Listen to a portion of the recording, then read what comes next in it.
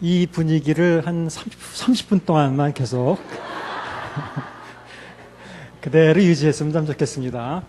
30분만 넘기면 그 다음에 잘 넘길 수 있을 것 같은데. 지난주에 하던 것을 계속 이어서 할 텐데, 저 오늘 그 예배 찬양 시간에 조금 의아했어요. 왜 그런지 아세요? 제가 지난주에 그 찬양 가사를 제가 얘기를 하면서 그 가사에 좀 문제가 있다라는 얘기를 했는데, 어떻게 오늘 딱 또 그 찬양을, 그래서 순간적으로 그 찬양이 나와서 조금 의아했는데, 혼자 기대하는 이랬어요. 어떻게 했냐면, 가사를 바꿔 부르나 보다.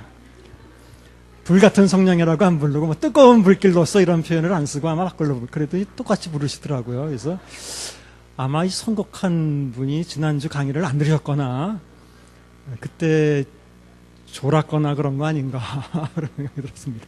그래서 지난주에 계속 하던 이야기가, 그 불길 같은 성령이라는 표현의 불길이라는 의미는 뜨겁다는 의미가 아니라고 분명히 강조를 해서 말씀을 드렸어요. 그거는 그런 의미가 아니라 가시적으로 그렇게 보였다. 그런 형태로 성령이 임했다.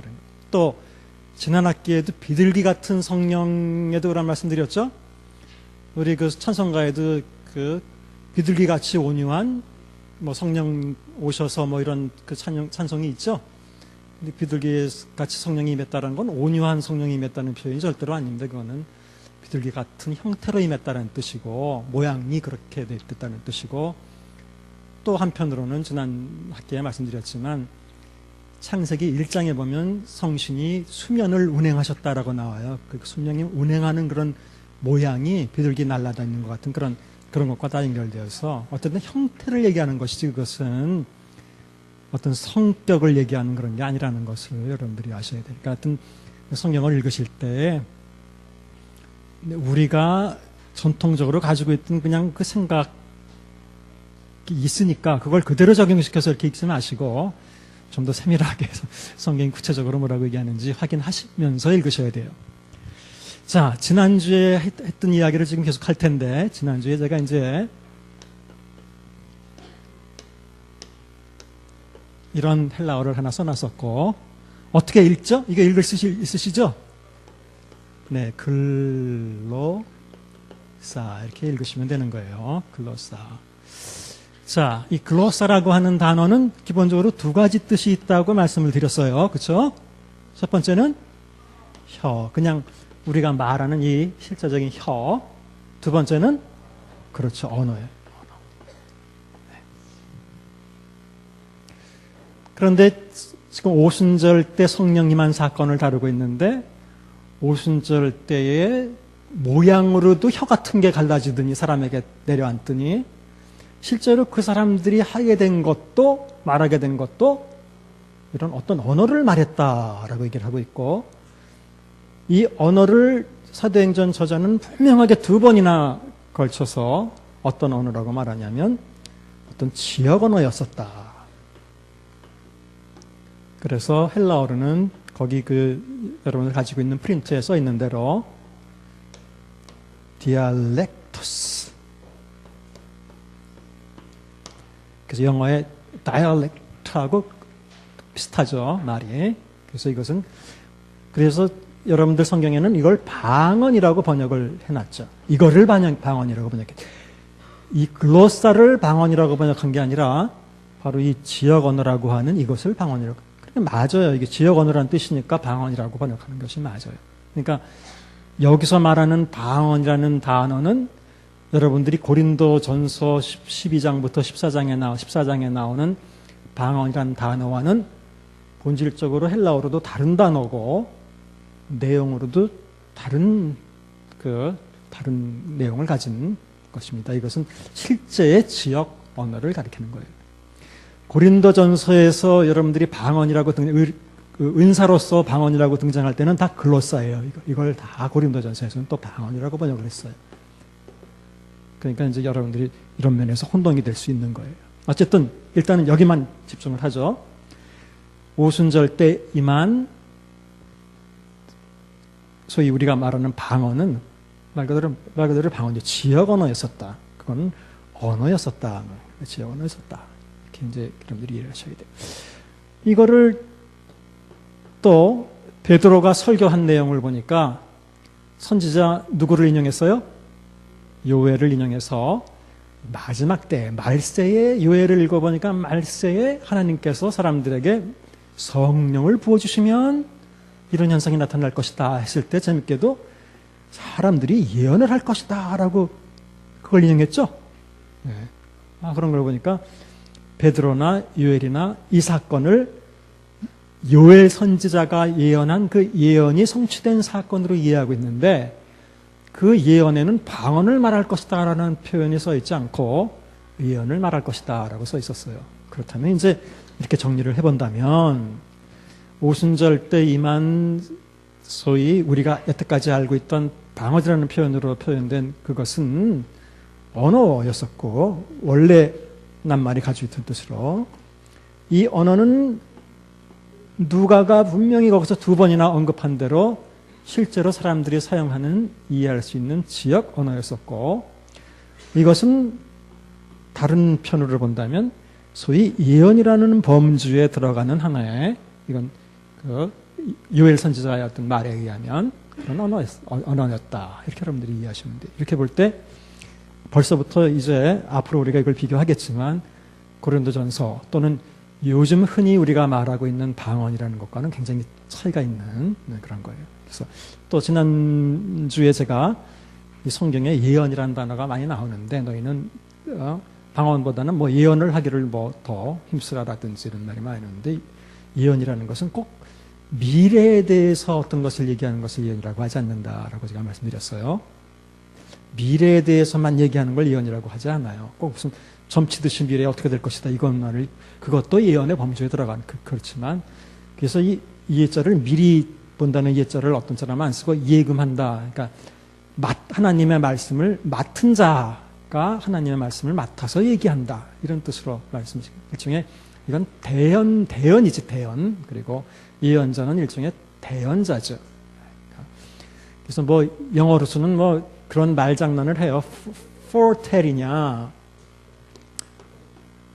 foretell이냐 뭐 이런 식으로 표현을 써요. 예언이라는 게 과연 for 미리 말하는 걸 의미하느냐 아니면 first 뭐 앞서서 나서서 또는 뭐 직언을 하는 것 뭐 대놓고 얘기하는 것 이걸 예언이라고 하느냐. 그래서 예언이라는 말 속에는 오히려 하나님의 말을 받아서 그것을 대언하고 직언하는 이런 의미가 더 강한 것이지 꼭 미래에 뭐가 어떻게 된다 이것을 말하는 게 아니다. 이렇게 몇 가지 개념들을 이렇게 정리해 보세요.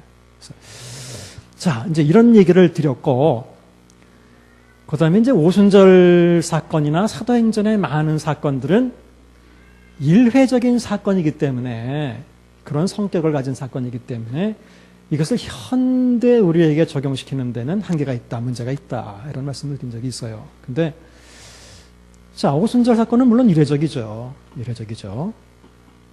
근데 이제 문제가 있어요. 어떤 문제가 있냐면 이런 식으로 성경에는 사람들이 믿을 때 성령을 받았다라는 사건이 오순절 사건을 제외하고도 3회가 더 나오고 있기 때문에 이건 이례적이지 아니지 않느냐 말이야. 그러니까 몇 번 더 나오는데 반복해서 그렇다면 이것은 지금도 우리가 그렇게 적용할 수 있는 거 아닌가? 뭐 이렇게 이제 문제를 제기할 수 있거든요. 이 문제를 이제 다루게 됩니다.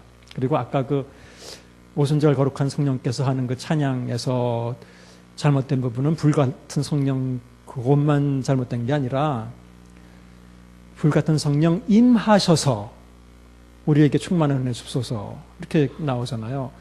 성령을 지금 임해달라고 기도하는 것은 옳지 않아요. 이거는 성령은 그때 한번 임했어요. 우리가 알고 있지만 이제는 내주하고 있는데 뭘 임해달라는 거예요. 이제 다 우리 마음속에 있고 믿는 사람들 마음속에 내주하고 계신데 오순절처럼 또 성령이 다시 내려오라는 얘기입니까? 그러니까 그 구절도 잘못됐어요. 성경적으로.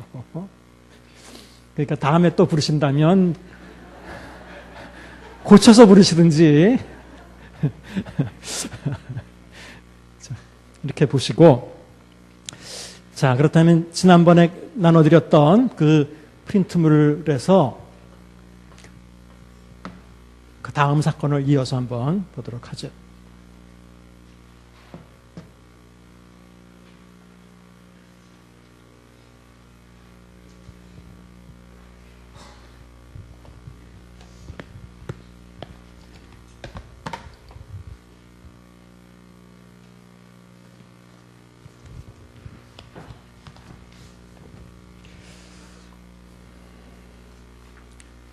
자, 두 번째 또 비슷한 사건이 있었습니다.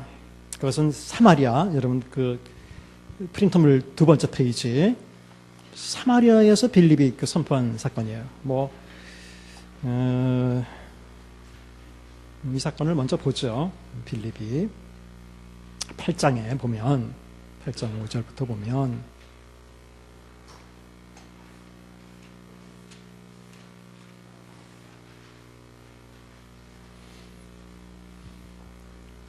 흩어진 사람들이 두루다니며 복음의 말씀을 전할세 빌립이 사마리아 도시에 내려가서 그리스도를 백성에게 전파하니 우리가 빌립의 말도 듣고 행하는 표적도 보고 한 마음으로 그가 하는 말을 따르더라. 주목했다. 많은 사람에게 붙었던 더러운 귀신들이 나가고 크게 소리 지르며 나가고 많은 중풍병자와 안전병이가 나으니 그 도시에 기쁨이 있더라. 이렇게 쭉 나왔습니다. 그리고 14절부터 보시면 예루살렘에 있는 사도들이 사마리아도 하나님의 말씀을 받았다함을 듣고 베드로와 요한을 보내매 그들이 내려가서 그들을 위하여 성령 받기를 기도하니 이는 아직 한 사람에게도 성령이 내리신 일이 없고 오직 주 예수의 이름으로 세례만 침례만 받을 뿐이더라. 이에 두 사도가 그들에게 안수함에 성령을 받는지라. 이제 여기까지만 일단 보겠습니다. 자, 이제 그러기 이전에 한 가지만 조금 더 언급하고 가야 될 것은 왜 오순절날은 성령이 그렇게 사람들 눈에 보이고 사람들 귀에 들리게 그렇게 임했고 또 하필이면 다른 여러 가지 표적들도 있을 수도 있는데 왜 방언이라고 하는 우리가 흔히 말하는 방언, 언어라고 하는 그런 표적이 같이 동반했을까, 수반했을까, 이런 의문을 가질 수 있게 되겠어요. 근데 왜 성령이 사람들 눈에 보이게, 지금은 눈에 보이게 귀에 들리게 임하지 않잖아요. 근데 왜 그렇게 임했을까요?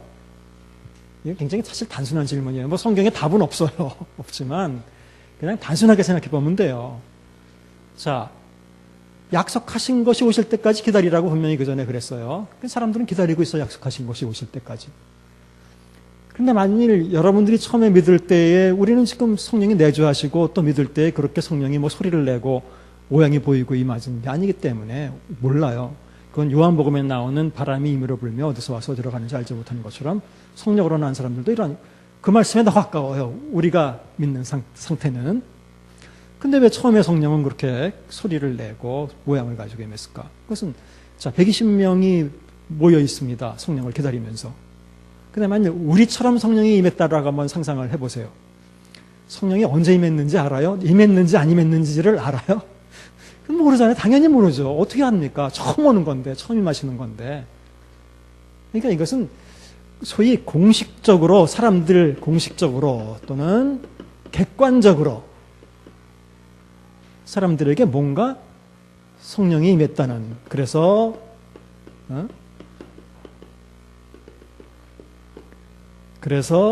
소위 기독교가 시작되었다는 또는 교회가 시작되었다는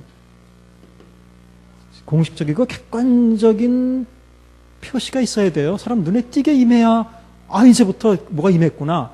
약속하신 것을 기다리라고 그랬는데 진짜 왔구나. 알 수 있어야 되잖아요. 알 수 없다면 어떻게 이루어집니까? 그러니까 그런 면에서 너무 당연하게 눈에 보이고 귀에 들리게 임할 수밖에 없었다. 이건 생전 처음 인류에게 임하는 거니까 너무 당연하다. 그럼 그 많은 표적 중에 왜 하필이면 언어의 표적이 임했을까? 이건 잘 모르지만 일단 우선적으로 볼 때는 우리가 보통 바벨탑 사건과 많이 연관을 시키거든요.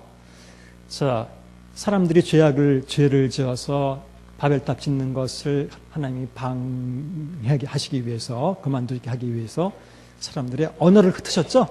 그렇죠. 그래서 의사소통을 못하게 만든 거예요. 서로 다 흐트러졌어요. 여러 가지 언어로 나눠졌어요. 서로 의사소통을 못하게 만들었어요. 이제 새로운 하나님의 나라가 이 땅에 공식적으로 임하면서 교회가 새로 생기면서 아마 사람들이 이제는 흩어졌던 언어가 다시 회복되는 그런 언어의 회복 같은 것들이 어떤 면에서 바벨탑 사건과 대조되는 사건으로서 의미가 있는 게 아니겠는가. 언어의 회복은 바벨탑. 언어를 흩었던 사건과는. 그렇기 때문에 오히려 실제로 각 나라 말 언어는 많았지만 사람들은 다 의사소통할 수 있었다는 말이에요. 다 자기네 언어로 말을 들을 수 있었다. 이런 면에서 의미가 있고. 또 하나는 지금 우리 지난주부터 봤던 요엘 선지자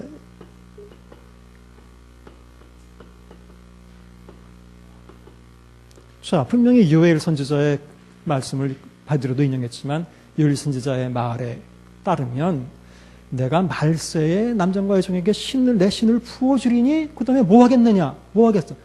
그들이 예언할 것이요. 분명히 얘기했잖아요. 그 예언에 의하면, 요엘 선지자의 예언에 의하면 내 신을 부어준 거에 대한 증거는, 기본적인 증거는 예언하는 것이 증거다 말이에요. 그런 면에서 당연히 이것은 요엘 선지자 예언의 성취. 그러니까 이런 여러 가지 요소를 볼 때 당연히 이것은 눈에 보이게 귀에 들리게 성령이 임할 수밖에 없었고, 그 다음에 또 그것에 대한 표시로는 언어, 예언하는, 이건 뭐 우리는 자꾸 방언이라고 하지만 어쨌든 그건 지역 언어라는 의미에서는 방언이에요. 그래서 어쨌든 이런 언어의 은사가 나타나는 것이 너무 당연하다. 여러 가지로 볼 때 그렇게 이제 상식적으로 우리가 이해해 볼 수 있습니다. 자, 근데 사마리아, 이제 그 다음에 두 번째, 사마리아의 이제 성령이 임한 사건을 볼 때, 사마리아 성령이 임한 것은 자세히 언급되어 있지는 않아요. 그냥 간단하게 언급되어 있죠, 사마리아 이야기는. 근데 사마리아에서도 벌써 빌립이 내려가서 말씀을 전하고 사람들이 많이 따랐다 그랬어요. 근데 이제 여기서 문제는 그런 게 문제가 아니라, 그럼 말씀을 전하고 많은 사람들이 예수님께 돌아왔을 때, 예수님을 믿게 됐을 때, 성령이 바로 임했어야죠. 근데 여긴 좀 특이해요. 재밌어요. 다 그 사람들이 말씀을 받고 난 다음에 어떻게 했냐면 예루살렘에서 지금 사도들이 이야기를 듣고 베드로와 요한이 사마리아로 내려갑니다. 그렇죠? 그리고 나서 그 이후에 그들에게 성령을 내려달라고 기도를 하니까 그때 성령이 임했어요. 그렇죠? 이게 이제 또 문제가 될 수 있는 거예요. 즉, 이 구절을 잘못 생각을 하면 우리가 믿을 때 성령 받는 거 아니다. 소위 베드로나 요한 같은 권위 있는, 능력 있는 사도들 모셔다가 기도를 받고 안수를 받고 그래서 그 다음에 성령 받아야 되는 거 아니야? 성경 봐라. 성경이 그렇게 돼 있지 않느냐. 이제 이렇게 말할 수 있지 않느냐 말이에요. 그러니까 이 문제를 좀 잘 해결해야 된다. 그러니까. 자, 왜 하필이면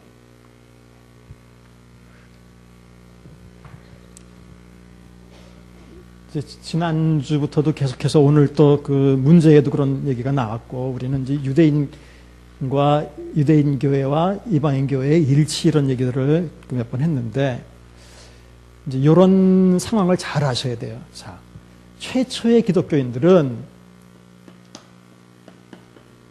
다 유대인들이었었어요. 최초의 기독교인들은.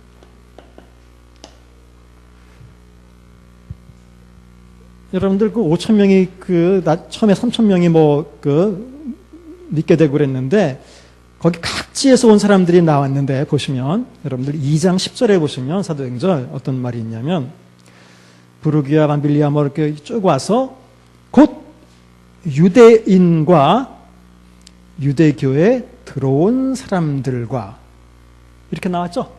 네, 그러니까 여기 최초의 베드로의 설교를 듣고 가세한 3,000명 속에도 다 누구냐면 그 사람들도 유대인과 유대교에 들어온 사람들이라는 표현은 개종자들을 얘기해요. 개종자. 자, 또 이 얘기를 하면 여러분들이 그 사도행전을 앞에 읽으면서 꼭 어떤 인물들 그룹을 구별할 필요가 있어요. 이거 잘 보세요. 이걸 구별하면서 여러분들이 사도행전을 읽으세요. 자, 유대인이 있습니다. 근데 재밌게도 유대인은 한 종류가 아니라 그 사도행전에서 봐도 몇 종류의 유대인들이 등장을 해요. 그냥 어떻게 나눌 수 있냐면 일단은 헬라계 유대인, 히브리부터 쓰죠. 히브리계 유대인.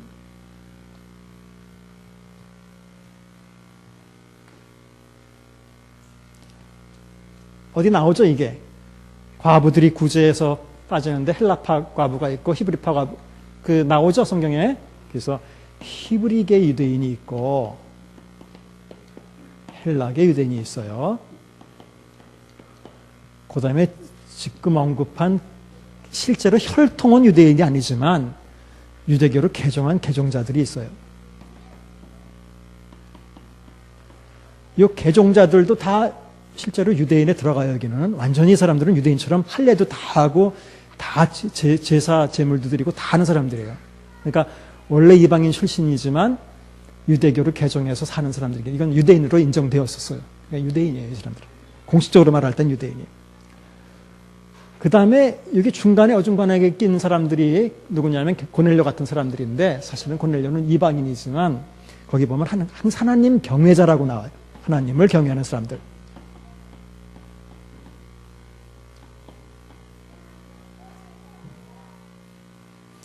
여기 히브리계 유대인이라는 것은 주로 팔레스틴 지역에 있던 유대인으로서 아람어를 계속 말했던 정통 유대인들을 가리키는 말이고, 헬라계 유대인이라고 하는 것은 주로 팔레스틴 이외 지역에 있던 소위 디아스포라 지역에 있던 유대인들을 얘기하는, 그 사람들은 주로 헬라어를 말하는 유대인들이었었어요. 약간 차이가 있어요, 이게. 자, 하나님 경외자라고 이제 가끔 나와 있어는 하나님을 경외하는 사람이었다, 이렇게 나와요. 하나님 경외자는 뭐냐면 이방인인데 그냥 전혀 안 믿는 사람이 아니에요. 이거는 하나님을 믿고 있고, 재밌게도 회당에도, 유대인 회당에도 나가고, 하지만 여기까지지 할례는 안 받아요. 안 받았어요.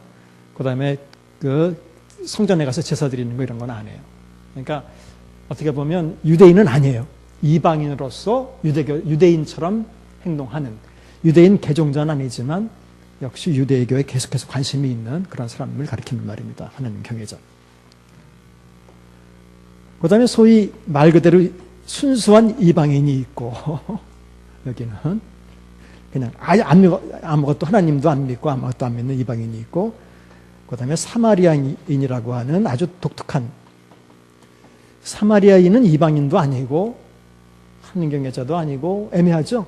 유대인도 아니고 반유대인이죠. 반 정도 유대인인 혼혈인이죠. 그러니까 이런 계층들이 이렇게 있다라고 여러분들이 생각을 해보세요. 그러니까 완전 유대인 쪽이 있고 중간에 있는 사람도 있고, 그 다음에 이런 사람들이 존재할 뿐 아니라 이런 사람들 중에서 믿는 사람들이 있고 신자들이 있고 불신자들이 있는 거예요. 그러니까 이렇게 막 구분이 되니까 여러분들이 막 읽다 보면 유대인이 핍박했다, 유대인이 했다 그러면 왜 도대체 어떤 유대인이 어떻게 누구를 핍박했는가, 이게 막 어떤 혼동될 거예요. 하다 보면 어떤 때는 유대인 그러면 믿는 사람들을 가리키기도 하고 어떤 때는 안 믿는 사람들, 이걸 이런 그룹들을 여러분들이 잘 구분한다면 그 사도행전을 잘 이해하고 읽는데 도움이 되실 거예요. 자, 참고로 그렇다면 지금 빌립하고 아까 스테반이 나왔는데 스테반과 빌립은 여기 중에 어디에 들어갈까요? 예? 자, 일단 유대인 쪽으로 오긴 왔는데 그러면 이제 둘 중에 하나 고르는 걸로 할게요. 히브리계 유대인, 헬라계 유대인. 틀렸습니다. 뭐 나중에 그 본문을 다룰 때가 있을지 모르지만 재밌게도 그리고 이제 계속해서 목사님도 아까 저기 문제를 내실 때 일곱 집사 하셨는데 사실은 집사라는 말은 없어요. 전혀 없고, 이게 지금 잘 이해하셔야 돼요. 그건 이제 집사의 그것이 전신이 되었다 해서 우리가 그렇게 이해하고 있는데 그 사람들을 집사라고 호칭한 적은 한 번도 없어요. 여러분들 찾아보시면 한 번 있거든요. 21장 8절인가? 거기 집사라는 말이 원래 언어에 없어요. 그냥 the seven, 7명 이렇게 돼 있어요. 근데 그걸 우리말로 거기다 집사란 말을 붙였어요. 그러니까 어쨌든 간에 그게 중요한 게 아니라 거기 선출될 7명, 7인. 그 7인이 재밌게도 다 헬라계 유대인이에요. 헬라계 유대인이에요. 이런 걸 잘 구분하고 읽으셔야 돼요. 그걸 어떻게 알 수 있습니까? 알 수 있어요. 그 이름들이 다 헬라어 이름들이에요. 네. 스테판, 스테파누스, 이거 다 헬라어예요. 필립이라는 말 다 그런 거예요. 다 헬라어예요, 이게. 그러니까 이게 재밌는 거죠. 구제를 하는데 히브리파 사람들은 계통 과부한테만 자꾸 구제가 더 많이 돌아가고 이게 헬라계 그 과부들이 자꾸 이렇게 그 구제에서 빠지니까 그런 어떤 그 도움에서 빠지니까 사람들을 7명을 선출했는데 이 일을 하려고 재밌게도 몽땅 다 이 사람들을 선출했다는 거예요. 그 사람들 권익을 대변해주기 위해서. 너무 재밌죠? 이걸 좀 보시면. 그러니까 그 사람들이 빠지니까 그 사람들의 좀 권익을 대변하도록 하기 위해서 7명을 다 그쪽 계통으로 계열로 이렇게 선출을 한 거예요. 어쨌든 이런 구분을 잘 해놓고 읽으셔야 돼요. 그 다음에 아까 예를 들자면 뭐 이방 선교를 스테반이 아니라 이 핍박으로 인해서 이방 선교가 시켰다라고 얘기하셨는데 그렇게 잘하면 그렇게 볼 수도 있는데 여러분들이 이 성경을 아주 꼼꼼하게 읽다 보면 이런 구절이 있어요. 여러분들 그 사도행전 11장 19절 보시면 11장 19절 저자가 명확하게 그렇게 표현을 해요. 뭐라고 그러냐면 스데반의 일로 일어난 환란으로 말미암아 흩어진 자들이 버니게와 구브로와 안디옥까지 이르러 누구에게만 말씀을 전하는데 그렇죠. 분명히 그 지금 사도행전 저자가 그렇게 표현해요. 유대인에게만 여태까지 말씀을 전했다는 거예요. 그럼 유대인의 범주에는 어디까지 들어가느냐? 사실은 개종자까지는 다 유대인의 범주에 들어가는 거예요. 여기까지가 다.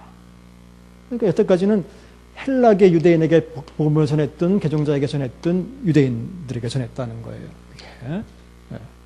그리고 비로소 이제부터 헬라인에게도 순수한 이방인에게도 말씀을 전한다라고 이렇게 나오고 있어요. 그러니까 처음에 이 사람들이 나가서 전한 사마리아도 유대인이라고 볼 수는 없지만 사마리아는 아주 독특한 거죠. 반유대인이죠.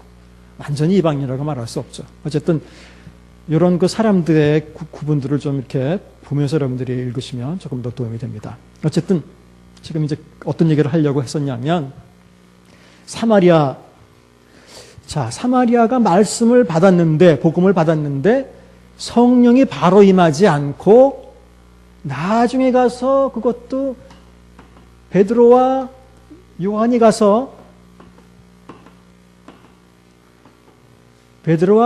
예루살렘에서 가서 직접 기도를 하니까 그때야 성령이 임했다라는 이제 그 일이 있었어요. 근데 이제 이걸 후속교리라고도 하는데 교리적으로는 그러니까 믿을 때 우리 성령이 임하는 게 아니라 그러니까 이렇게 후에 믿고 난 다음에 성령을 또 받아야 된다라는 얘기가 이래서 성립하는 거 아니냐. 이게 좀 어려운 거예요. 그런데 자, 중요한 거는 최초의 기독교인은 유대인이었다라는 말씀을 드렸었어요. 이게 참 잘 이해하셔야 돼요, 이 문제를. 자, 최초의 기독교인들은 그래서 성령이 임했는데도 계속 성전에 출입했죠. 올라갔죠. 성전 미문에 있던 거지를 고치고 그랬잖아요. 안전뱅이를. 그러니까 성전에 계속 올라갔어요. 그러면 이 사람들은 계속 12제자나 최초의 기독교인들은 유대인으로서의 생활을 했죠. 자기 자식한테 할례도 행했죠. 안식일도 지켰죠. 성전에 들어가 성전의 11조도 냈죠. 그러니까 유대인으로서 기독교인 생활을 한 거예요. 그리고 이 사람들 입장에서 볼 때는 기독교인 된 거나 유대인인 거나 아무런 차이가 없어요. 딱 한 가지 차이예요. 뭐예요? 예수님을 메시아로 이해하는 것. 이거 한 가지를 제외하고는 삶의 어떤 다른 차이는 없어요. 그 외에 주일날 이제 모이게 된 거, 기독교인끼리. 주일날 모이지는 않았는데, 주일날 기독교인끼리 모인 거. 이거 두 가지를 제외하고는 나머지 삶의 어떤 새로운 변화가 있거나 그런 건 아무것도 없었던 거예요. 똑같아요. 또는 이제 주일날 사람들끼리 모여서 무슨 떡을 떼거나 소위 그 성만찬 같은 걸 하거나 뭐 이런 것만 또 침례를 받거나 이런 몇 가지가 달라진 것 이외에는 나머지는 그대로 똑같이 생활했다는 거예요. 자, 즉 이 사람들에게 있어서 최초 기독교인들에게 있어서 소위 기독교인 됨은 곧 자신들이 표준이잖아요. 유대인이잖아요. 유대인이 표준이잖아요. 자, 이런 상황인 것을 기억해 두세요. 그런데 딴 데가 아니라 최초로 이방인도 아니라 사마리아인이 세상에 하나님 말씀을 받아서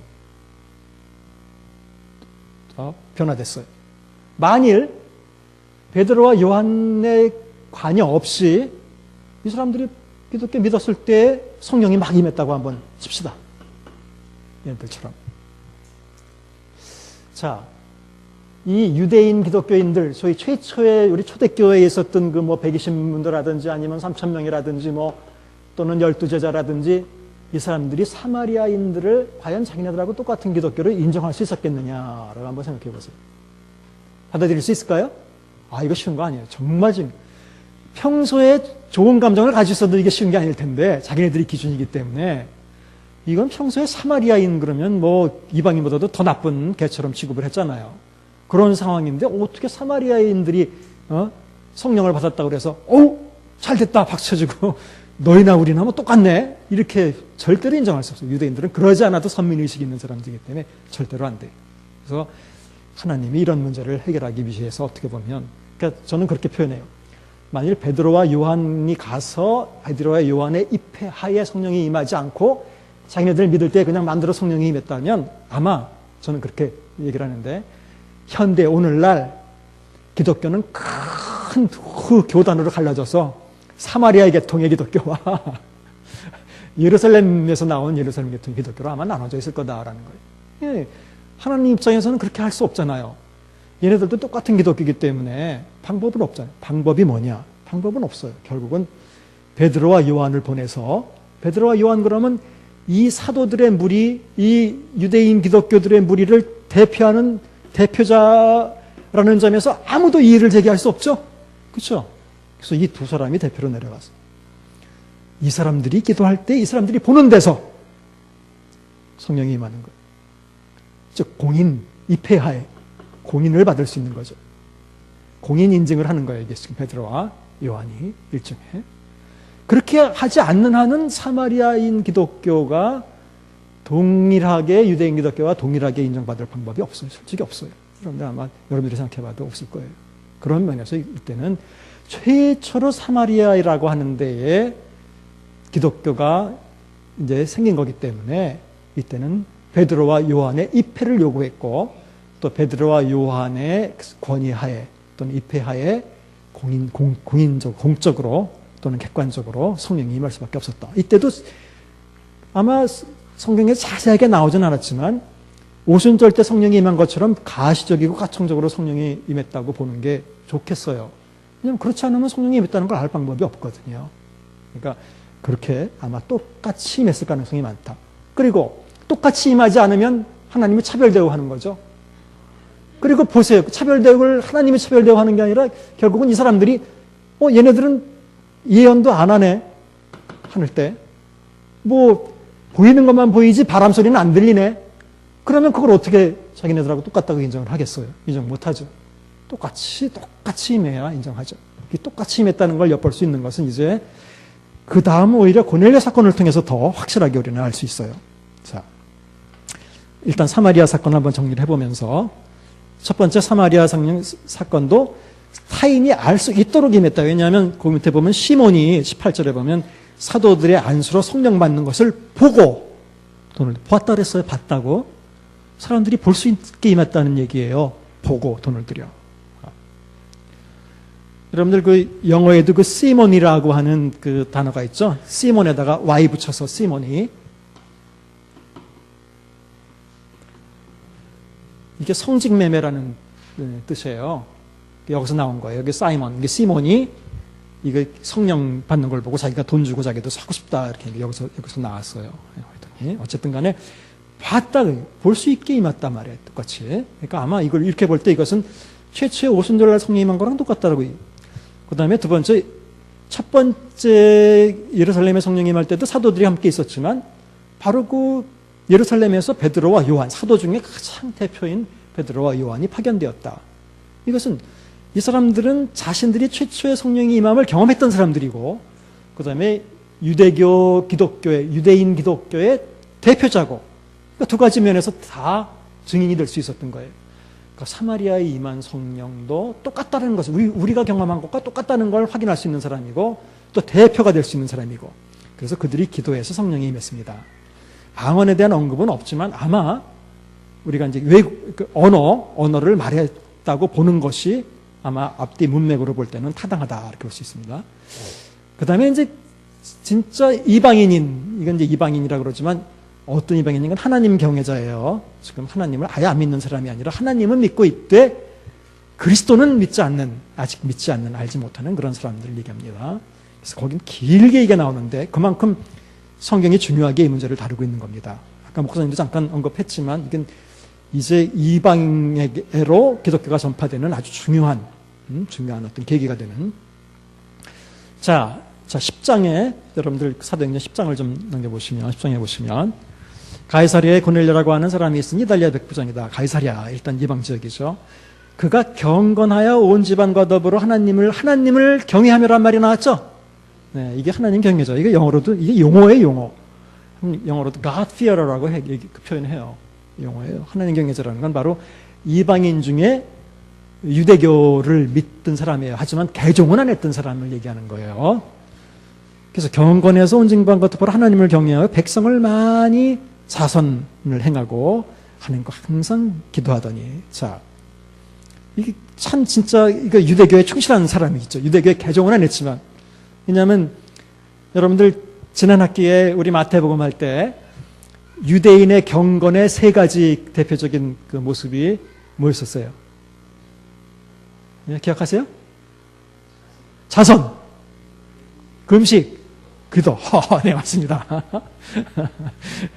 자선, 기도, 금식. 그렇기 때문에 그 산상수훈에 보면 너희들은 자선을 행할 때 오른손이 하는 걸 왼손이 금식을 행할 때 얼굴 찌푸리지 말고 슬픈 기색을 내지 말고 머리에 기름 바르고 해라. 그 다음에 기도할 때는 이렇게 해라. 세 가지를 예수님께서 말씀하셨잖아요. 이것이 대표적으로 유대인들이 경건하다라고 생각할 때 그들이 표현하는 방법 중에 하나. 그 중에 보세요. 이게 경건해가지고 많이 자선하고 많이 기도했다. 그러니까 아주 유대인처럼 잘 생활하는 사람이었었어요. 이 사람은 아예 그러니까 뭐 하나님을 모르고 이런 사람은 아니라는 거예요. 그래서 4절 보셔도 네 기도와 구제가 자선이 하나님께 상달되어 기억받게 됐다. 그래서 이제 그가 이제 축복을 받게 된 거고. 하지만 그때 성령이 임하지 않았어요. 마찬가지예요, 여기도. 자, 그러면서 아주 길게 베드로의 이야기가 나오죠. 그래서 뭐 여러분들 아시다시피 베드로가 이제 배가 고파가지고 이러고 있을 때 사람들이 음식 준비하고 있을 때 배가 고프니까 막 헛것이 보이는데 하필이면 하늘에서 큰 보자기 같은데 막 뭐 온갖 모든 짐승들과 하늘에는 뭐 새들과 기는 것들과 이런 것들이 다 담겨서 내려온단 말이에요. 여기 이제 말 그대로 정한 것도 있고 부정한 것도 있고 있는데 그걸 죽여서 먹어라 이렇게 얘기 나오니까 아이고 베드로가 옛날에도 예수님도 부인한 적도 있었지 3번. 그러다가 이제 내가 나를 사랑하느냐 3번이나 질문당한 적도 있지. 아 이게 이제 드디어 두 번째 또 테스트구나 이렇게 생각하고 내가 이번 테스트에는 내가 페일 할 수는 없지. 내가 여기서 지금 떨어질 수는 없지. 그래서 베드로는 진짜 정답을 말했어요. 정말로. 내가 생전 이런 거 먹어본 적이 없는데 부정한 건 먹어본 적이 없는데 이걸 먹으라 그럽니까? 다 당당하게. 자기는 그게 정답이라고 생각하고 정말 말한 거예요. 유대인이기 때문에 절대로 부정한 음식은 먹지 않는단 말이에요. 그런 거 분명하단 말이에요. 내가 이런 걸 먹어본 적이 없는데 이걸 먹으라 그럽니까? 자기는 아마 굉장히 자랑스러웠을 거예요. 난 정답을 말했고 진짜 난 그렇게 안 살았다는 거에 대해서. 그랬더니 뭐라느냐면 내가 깨끗하다 만든 것들을 깨끗하고 하나님이 깨끗하게 하신 것을 내가 속되다 하지 말라. 이건 뭐 번역을 속되다 하지 말라라고 번역할 수도 있지만 네가 속되게 만들지 마, 더럽히지 말라. 오히려 그런 그 표현, 문자 그대로 표현하면 어쨌든 간에 하나님은 깨끗하게 만들어졌다. 네가 그렇게 생각하는 거다. 그리고 두 번, 그 다음에 또 내려왔다는 거예요. 그래서 내가 두 번 또 질문한다고 그래서 바꿀 수는 없지. 똑같이. 내가 절대로 이런 거 먹지 않았습니다. 또 세 번까지 내려왔다는 거. 이상하다, 이거. 세 번까지 내려와서 하나님의 말씀으로 내가 깨끗하게 하신 것을 네가 속되게 만들지 말라라는 말씀을 들었을 때는 그때는 이건 아닌 것 같은데 자기가 무슨 잘못하고 있나 이런 생각을 했다는 거예요. 굉장히 아주 상징적인 의미가 있는 굉장히 중요한 환상이라고 볼 수 있죠. 여러분들 아시다시피 유대인들은 율법을 열심히 지켰는데 그 열심히 지키던 율법 중에서 물론 할례 같은 게 이제 가장 대표적으로 중요했고, 안식일 지키는 거 중요했고, 그 다음에 일상생활에서 가장 중요하게 지켰던 것 중에 하나는 당연히 먹는 거예요. 먹는 거. 그래서 제가 지난 학기도 말씀드렸지만, 이 성경에 보면 유대인들이 먹는 것 때문에 이렇게 논쟁이 일어난 경우가 굉장히 많아요. 이 경우도 이제 먹는 문제이고, 또 고린도서에 가면 우상에게 바쳤던 제물을 먹어야 되느냐 말아야 되느냐라는 문제 때문에 그것도 또 이제 문제가 돼서 거기도 이제 문제가 나오고, 또 어떤 음식을 먹느냐도 중요하지만 누구와 함께 먹느냐, 이제 이런 것도 그냥 왜 이방인들하고 함께 먹었느냐 뭐 이런 것도 또 문제가 되고, 하여튼 이 먹는 것과 관련된 그 일상생활에서 가장 중요한 것 중에 하나이기 때문에 유대인들은 여기서 율법을 철저히 지켜야 된다고 생각을 했어요. 그래서 철저하게 부정한 것과 정결한 것들을 구분해서 부정한 것들을 먹지 않는 게 유대인들이 율법을 지키는 중요한 방법 중에 하나였었어요. 정결한 것과 부정한 것. 특히 이 먹는 문제에 대해서 아주 철저하게 나눴다는 거예요. 근데 하나님은 이 경계선을 깼다는 거예요. 정결과 부정의 경계선을 깼다는 거예요. 이게 뭘 의미하느냐? 잘 상식적으로 잘 아시겠죠. 결국은 유대인이 율법을 지킨다는 것은 율법이 뭐냐? 율법은 선택된 백성이 살아가는 방법이에요. 선택된 민족임을 나타내는 표현이기도 한 거예요. 즉 율법을 안 지키면 이방인과 똑같은 거예요. 즉 유대인과 이방인을 구분하는 그 구분은 바로 이 율법에서 오는 거예요. 실제로 율법을 안 지키면 이방인과 똑같은 것이 뭐 혈통으로만 유대인이냐 아니냐 이런 문제가 아니에요. 그렇기 때문에 이방인 중에서도 율법을 다 지키고 할례를 행하고 유대교에 들어오면 그 사람들은 유대인처럼 여겼어요. 상관없어요. 유대인으로 이해했단 말이에요. 근데 지금 이것을 어겨라라고 하는 것은 소위 유대인과 이방인 사이의 장벽을 없애라라는 것과 똑같은 그런 유대인과 이방인 사이의 장벽을 없애라 이런 얘기나 똑같은 거란 말이에요. 그래서 이 환상은 이제 이방인과 유대인 사이에 이제 장벽이 없어진다. 정결한 음식과 부정한 음식의 사이가 없다. 뭐 이런 얘기죠. 그래서 그냥 긴 사건들을 통해서 한 다음에 결국 베드로는 고넬료에게 갑니다. 고넬료 집에 가서 자 구제를 기억했다. 뭐 하면서 이제 보면 이렇게 해서 내가 이제 왔다. 그리고 베드로가 뭐라고 이제 그 설교를 하냐면 아주 중요한 그 설교 부분인데 34절 35절 보시면 베드로가 입을 열어 말하되 내가 참으로 하나님은 사람의 외모를 보지 아니하시고, 이 말의 의미를 뭔지 아시겠죠? 사람이 유대인 출신인지 이방인 출신인지 이런 거 구분하지 않는다, 차별하지 않는다는 거죠. 각 나라 중이라는 표현은 다른 표현으로 하면 모든 이방인들 중 그런 표현이라고 볼 수 있어요. 하나님을 경외하며 의를 행하는 사람은 다 받으시는 줄 깨달았도다. 베드로가 아주 이 환상을 통해서 깨달은 게 상관없단 말이에요.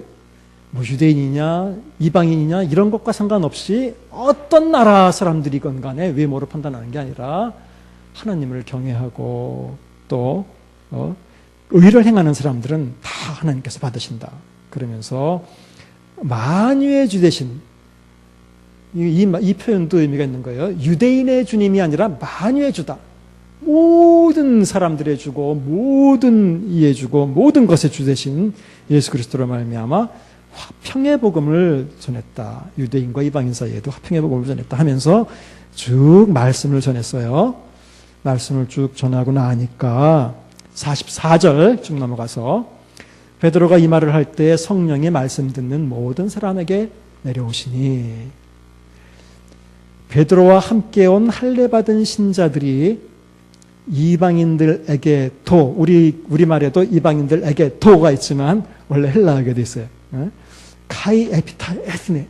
이 도라고 하는 것은 그 헬라어로 이제 카이라고 돼 있는데 카이는 중간에 접속사로 쓰이면 and고 그렇지 않고 이것이 형용사처럼 앞에 붙으면 뭐 also도 되고 부사 의미로서 또 even도 돼요. 이런 의미가 되는 거예요.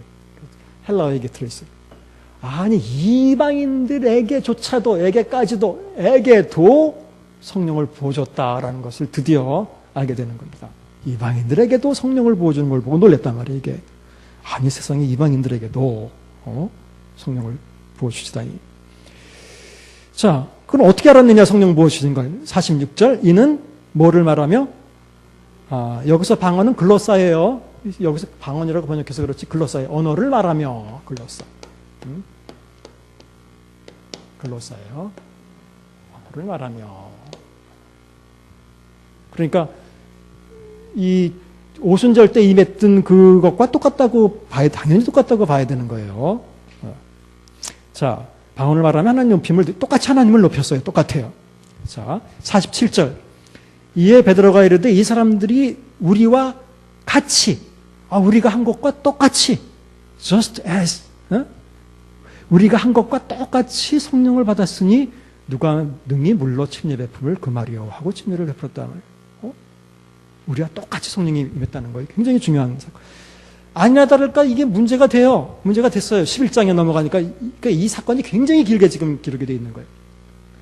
유대인에 있는 사도들과 형제들이 이방인들도 하나님의 말씀을 받았다함을 들었더니 이게 도대체 이해 못하겠다는 거예요. 아니나 다를까 2절 베드로가 예루살렘에 올라갔을 때 할례자들이 비난하여 이르되 내가 무할례자의 집에 들어가 함께 먹었다 하니 베드로가 그에게 이를 차례로 설명하여 이르되 욥바에서 이렇게 할 때 쭉 자기 얘기를 또 다시 또 해요. 그래서 성령이 명해서 12절 성령이 명해서 가라 그래서 내가 한 거다.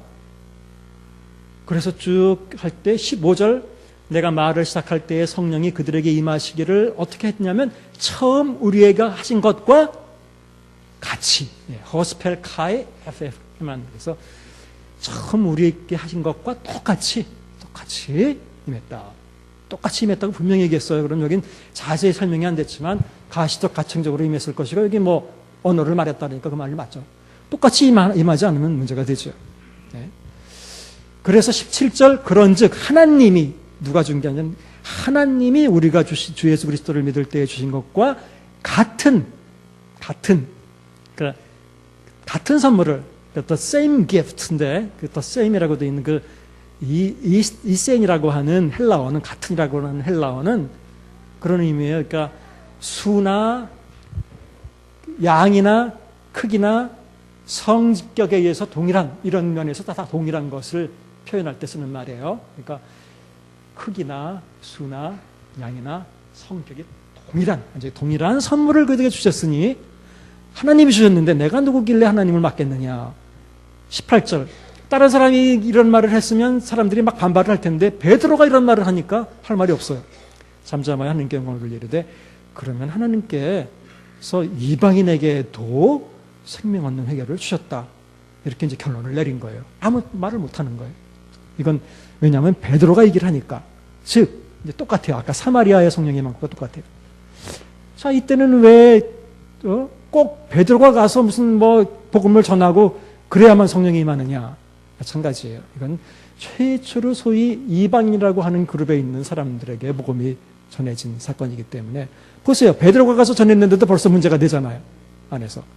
그러니까 베드로에게도 일단 베드로에게 확신을 줘야 되기 때문에 3번이나 환상을 내려보내셨고 그래서 베드로에게 확신을 주셨고 또 베드로가 보는 앞에서 공적으로 자신들이 처음에 성령을 받았던 오순절 사건과 똑같이 성령이 임했다 그랬어요. 똑같이.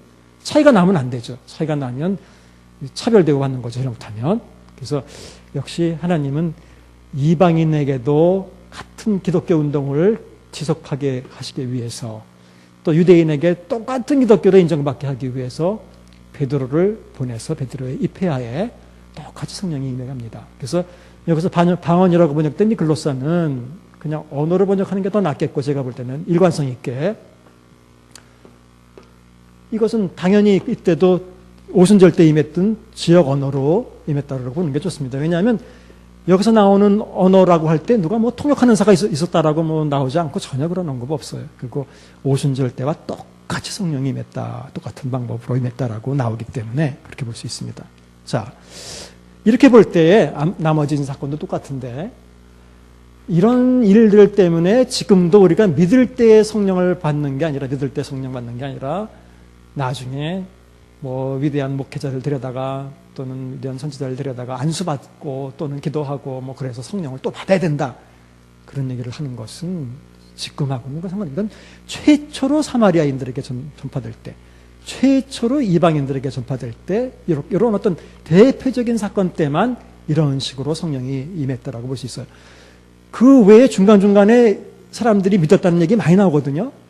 그때마다 성령이 이렇게 임했다라고 절대로 성경에 말하지 않아요. 성경에서 이런 식으로 성령을 따로 받았다라고 표현한 것은 4사건밖에 없다는 거예요. 첫 번째 오순절, 두 번째 사마리아, 세 번째 고넬료, 한 번 더 있어요. 이게 뭐냐면 그 다음 사건, 에베소에서. 이건 바울이 이제 전한 거예요. 19장 1절에서 7절을 보시면,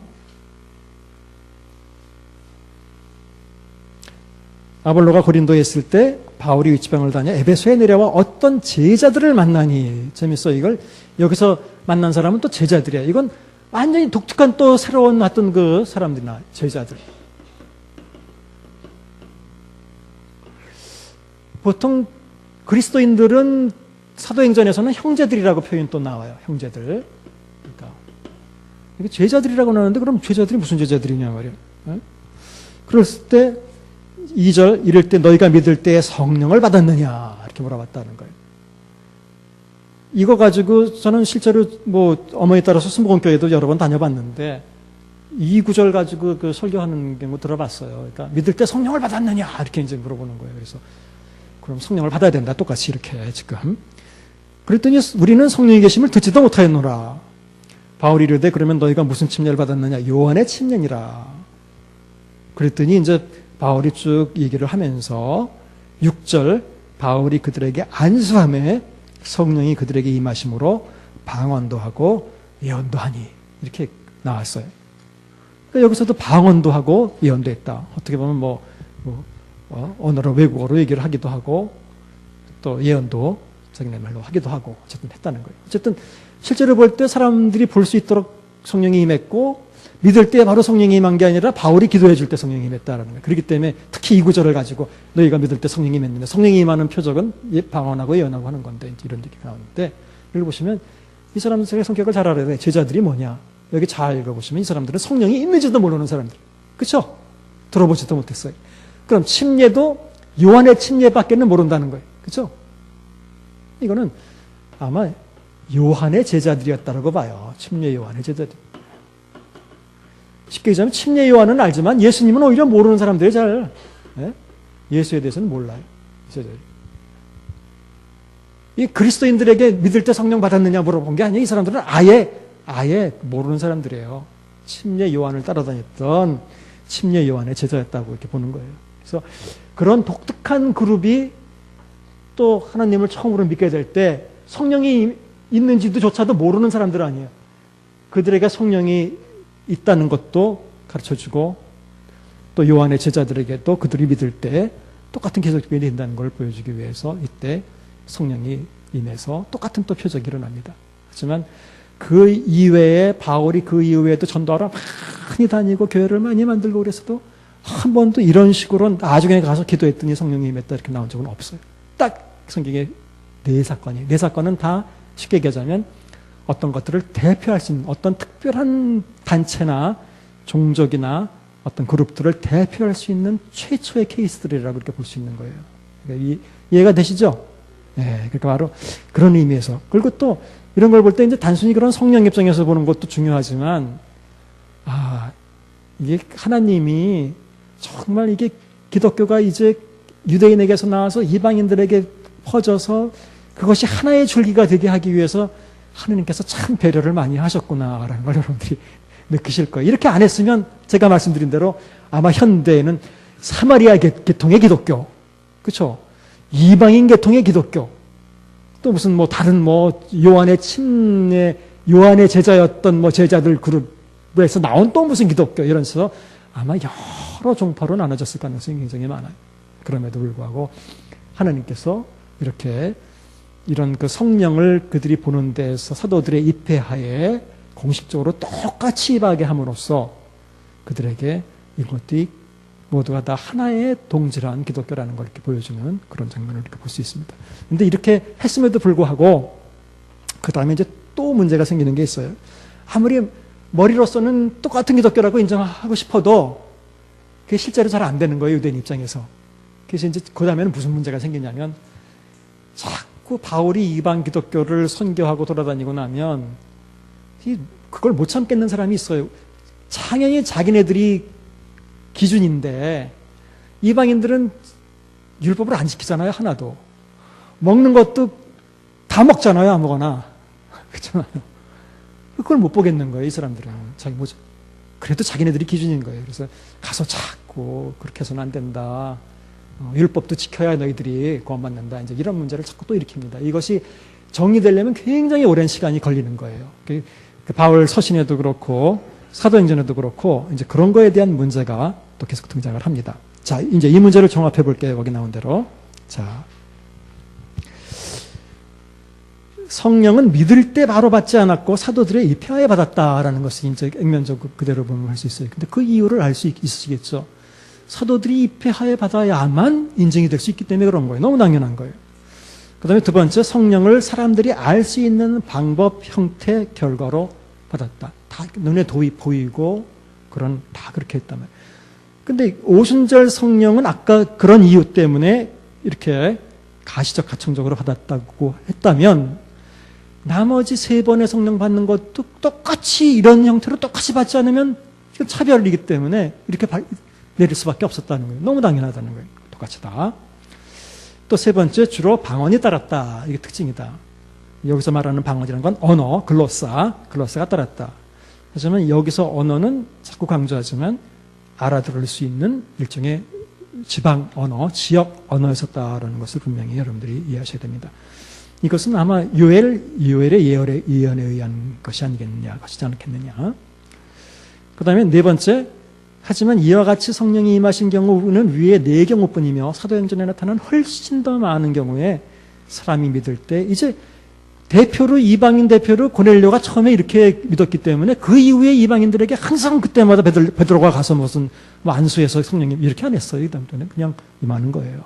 그래서 그 다음부터는 그런 일이 없단 말이에요. 따라서 이 4경우는 특별한 경우라고 볼 수 있다. 최초의 어떤 그룹을 대표하는 최초로 그 그룹에게 성령이 임할 때.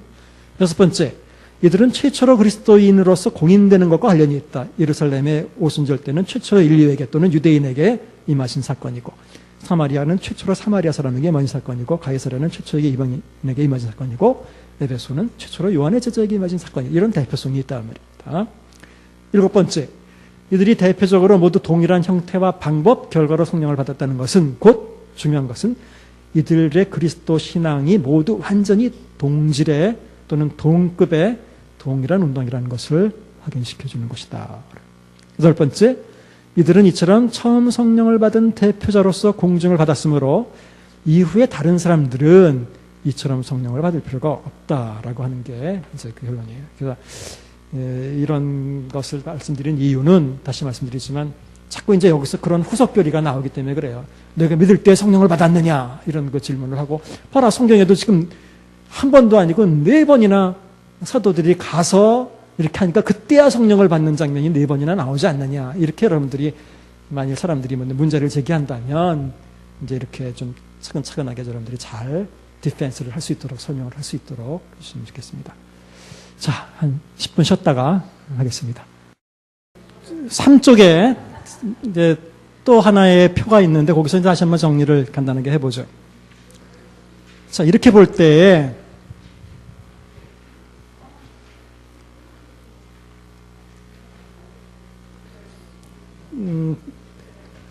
말씀드렸지만 아까 다시 이제 그 단어 다시 또 글로사, 아주 이번 사도행전에서 이 화두는 계속 글로사인데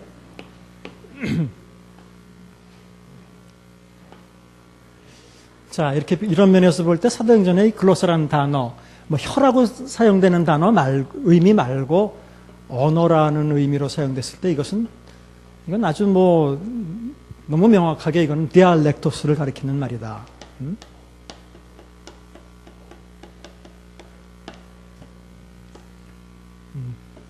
소위 지역 언어다 말이에요. 그런 면에서 그냥 언어라고 이것을 번역하는 게 타당하다. 그런데 사도행전마저도 뒷부분에 가서는 이 똑같은 글로사라는 단어를 지금처럼 방언이라고 번역을 해놔서 우리에게 혼동을 준다. 근데 이 그렇다면 사도행전에 나타나는 글로사라는 단어는 다 이제 언어를 가리키는 말이었었는데, 이 단어가 언어라는 단어로 쓰일 때에 다른 데서는 나오질 않아요. 그 다음에는 오로지 고린도전서에 나오는데, 고린도전서 12장부터 14장까지. 여기서 이 글로사라는 단어가 성령의 은사로서 성령의 은사 중 하나로서 글로사를 말한다. 글로사로서 말한다. 그러니까 언어를 말한다. 언어들을 말한다. 이것이 하나의 은사로 들어갔는데, 물론 우리말 성경은 다 이걸 방언이라고 번역을 했죠. 그리고 우리가 알고 있는 이제 방언. 헬라어로는 똑같은 글로사예요. 근데 내용으로 볼 때 분명히 다른 차이가 있어요. 그래서 그 표를 한번 보시면 사도행전 방언은 이제 우리가 정리한 것처럼 그리스도인됨의 공적인 표시이고, 그 당시에 유아 같은 경우에만 방언을 말했고, 딴 데 방언 말했다는 얘기 안 나옵니다. 한 번도. 그 많은 사람들이 믿은 장면들이 사도행전에 나오지만 아까 말씀드린 그 4번, 사실은 3번이죠. 사마리아 때는 방언 얘기가 안 나왔으니까 딱 3번만 방언에 대한 언급을 했지 나머지는 없어요. 그런 면에서 이때 방언은 은사로서 지속적으로 가지고 지니고 있었던 거라고 보기는 힘들고, 아마 그 믿을 당시의 하나의 표적으로서 아마 일회적인 그런 게 아니었는가 이렇게 생각해 볼 수 있습니다. 사도행전의 방언은 사람들이 쓰던 지역 언어였었습니다. 따라서 통역이 필요 없었죠, 따로. 그 다음에 그 내용으로서는 사람들 앞에서 하나님을 높였죠. 사람들이 들을 수 있게 하나님을 높였죠. 자기 혼자 중얼거리는 게 아니죠. 결국 결과적으로는 하나님을 증거하는 일을 했습니다. 마치 예언과 같은 역할을 했단 말입니다. 그 다음에 고린도 교회에 나온 방언과 비교해 본다면 조금 다르죠. 고린도 교회 방언은 그리스도인됨의 공적인 표시가 아니라 성령의 은사들 중에 하나다. 그러니까 은사가 여러 가지가 있는데 그 중에 하나다 말이에요. 그 다음에 사도행전의 방언은 그 4경우에만 말했다. 특별히 대표적으로 공적인 인정을 받아야 될 필요가 있을 때 말했다고 한다면, 고린도 교회에서 말하고 있는 방언은 하나님이 원하시는 자들에게 주시는 그런 하나의 은사다. 그런 면에서 은사는 한번 가지면 보통 지속적이라고 볼 수 있죠. 그런데 아주 가장 큰 차이점 중에 하나는 고린도 교회에서 바울이 얘기하는 방언은 알아들을 수 없는 말로서 통역이 필요한 방언이었다라고 분명히 말하고 있죠. 이게 좀 다른 말이에요. 똑같은 언어인데. 그 다음에 고린도서에 보면 방언은 개인적으로 하나님께 영으로 말하는 것을 방언이라고 말을 했어요. 근데 실제로 사도행전의 방언은 개인적으로 하나님께 영으로 말한 게 아니라 공적으로 사람들 앞에서 하나님을 높이는 일을 했다고요. 다르죠. 그 다음에 고린도 교회 방언은 자기의 덕을 세웠지만 사도행전의 방언은 하나님을 그런 면에서 예언에 가까웠다 말이에요. 그러니까 좀 달랐어요. 이것이 사실은 굉장히 저희들처럼 성경을 연구하거나 신학자들에게는 미스터리 중에 하나예요. 솔직히 이거는. 뭐가 미스터리냐면 왜 분명히 사도행전의 방언은 이런 지역 언어였는데 또 방언이 다른 구절에 많이 나오면 모르는데 이제 안 나와요. 그 다음에 전혀 침묵하고 있어요. 없다가 성경에는 고린도 교회 때 딱 한 번, 고린도 교회 거기서만 나와요. 어느 데서도 방언이라는 건 또 안 나와요. 예? 그런데 거기 방언은 갑자기 달라졌느냐 말이에요. 이것과는 완전히 다른 형태의, 소위 알아들을 수 없는.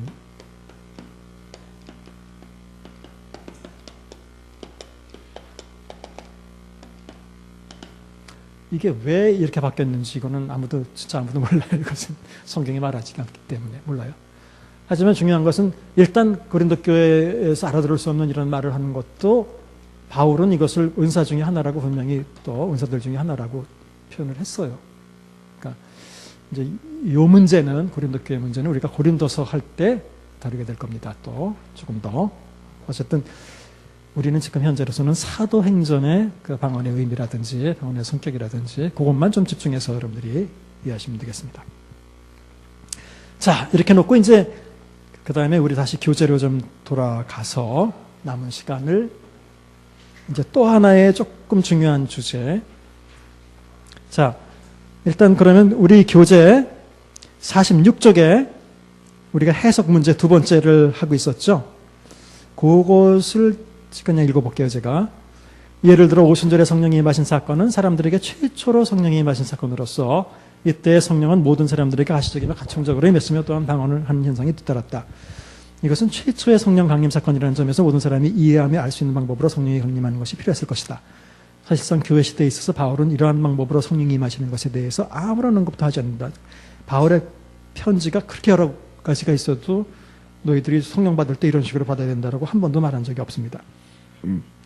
성령을 받는다 또는 받았다라는 표현은 신약 성경에서 오순절 사건이나 처음 그리스도를 믿을 때에만 관련해서 사용한다. 또 역시 마찬가지 바울은 한 번도 성령을 받으라라고 말하죠. 교인들에게 성령을 받으라라고 말해본 적이 없습니다. 그는 그리스도인들이 이미 성령을 받은 것으로 전제하고 있고 따라서 대신으로 성령으로 충만해져라라고 요구합니다. 이것이 이제 현재 우리들에게 주는 그 교훈이라고 볼 수 있는 거죠. 그래서 지금 와서 성령 임하소서, 아까 죄송하지만 아까 찬양처럼 임하소서 이것도 아니에요. 성경은 아닙니다. 성령 받아라 이것도 아니에요. 그러니까 지금 우리가 할 수 있는 건 이제 성령으로 충만해져라. 성령은 우리 안에 계시니까 이것이 이제 우리에게 해당되는 말입니다. 그러니까 이런 면에서 혹시 어디에 하여튼 뭐 휩쓸리거나 누구에게 혹시 또 이렇게 뭐 설득당하거나 그러지 않기를 바랍니다. 자, 이제 세 번째, 이 문제가 이제 또 하나의 중요한 문제인데, 이 문제를 이제 남은 시간에 다루도록 하겠습니다. 사도행전은 유대인과 이방인 그리스도인이라고 되어 있네요. 그리스도인의 일치가 진행되고 있는 과도기적인 시기를 다루고 있다. 그래서 유대적인 관습과 문화에 대한 문제를 다루고 있음을 주목해 보아야 된다. 목매인 것을 먹는 문제, 뭐 이런 문제인데, 자, 뭐 여태까지도 사실은 성령 얘기도 이방인 교회와 유대인 교회의 일치 문제를 사실 다룬 거나 마찬가지인데 또 다른 면에서 또 이런 문제가 또 있었다는 겁니다. 자, 이제 사도행전 성경을 좀 펴셔서 몇 가지 이제 그 문제는 이제 15장에서 나오는데 그 전에 그냥 몇 가지 잠깐 그냥 조금하게 제가 언급해야 될 문제를 말씀을 조금 드릴게요. 자, 아까 그 헬라파 유대인 또 히브리파 이게 나오는 6장을 잠깐 펴보시면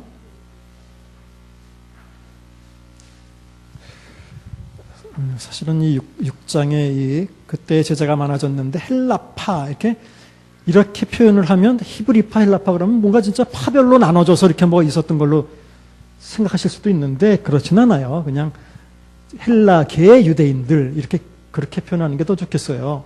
헬라계 유대인들과 히브리계 유대인들.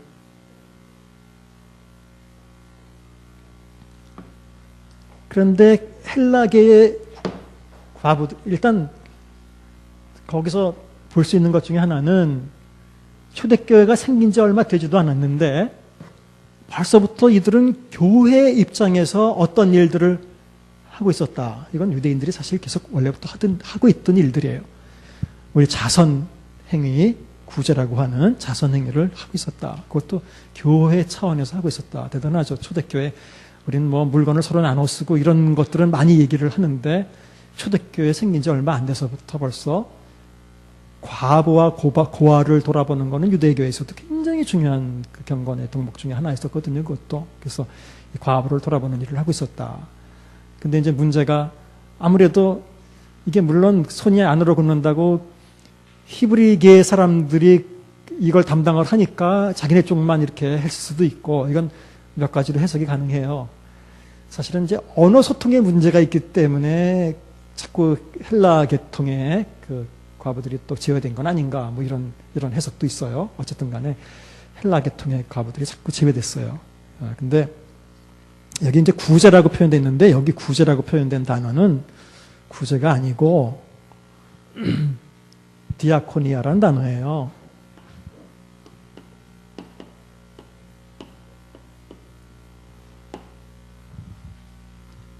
자, 우리말로는 그냥 그대로 쓰면 돼요.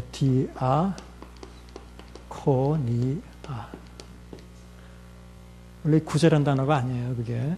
우리가 보통 얘기하는 자선이란 단어가 아니에요. 다른 단어예요, 이거는. 디아코니아의 원래 뜻은 보통 봉사라는 뜻이 가장 일반적인 뜻이고, 뭐 사역, 특별히 봉사하는 사역을 가리켜서 디아코니아라고 해요. 영어로는 ministry죠. 이렇게 ministry나 이런 걸 얘기하는 거죠. 디아코니아. 그래서 이 디아코니아는 봉사하는 일에 빠졌다. 구제, 그걸 구제로 번역한 거는 좀 그렇죠. 이게 사실은 이렇게 도와주면서도 이렇게 봉사한다라고 표현하는 게 얼마나 봉사한다, 섬긴다. 디아코니아. 이것과 유사한 단어 중에 이런 단어가 있어요. 디아코노스. 이렇게 오스 이런 게 붙으면 사람을 가리키는 말이에요. 헬라어에서는 디아코노스.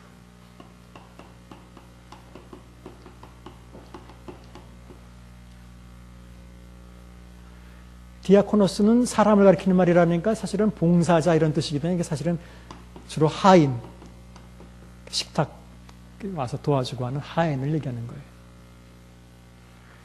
그랬다가 이것이 특별한 어떤 직책을 가리키는 말도 되죠.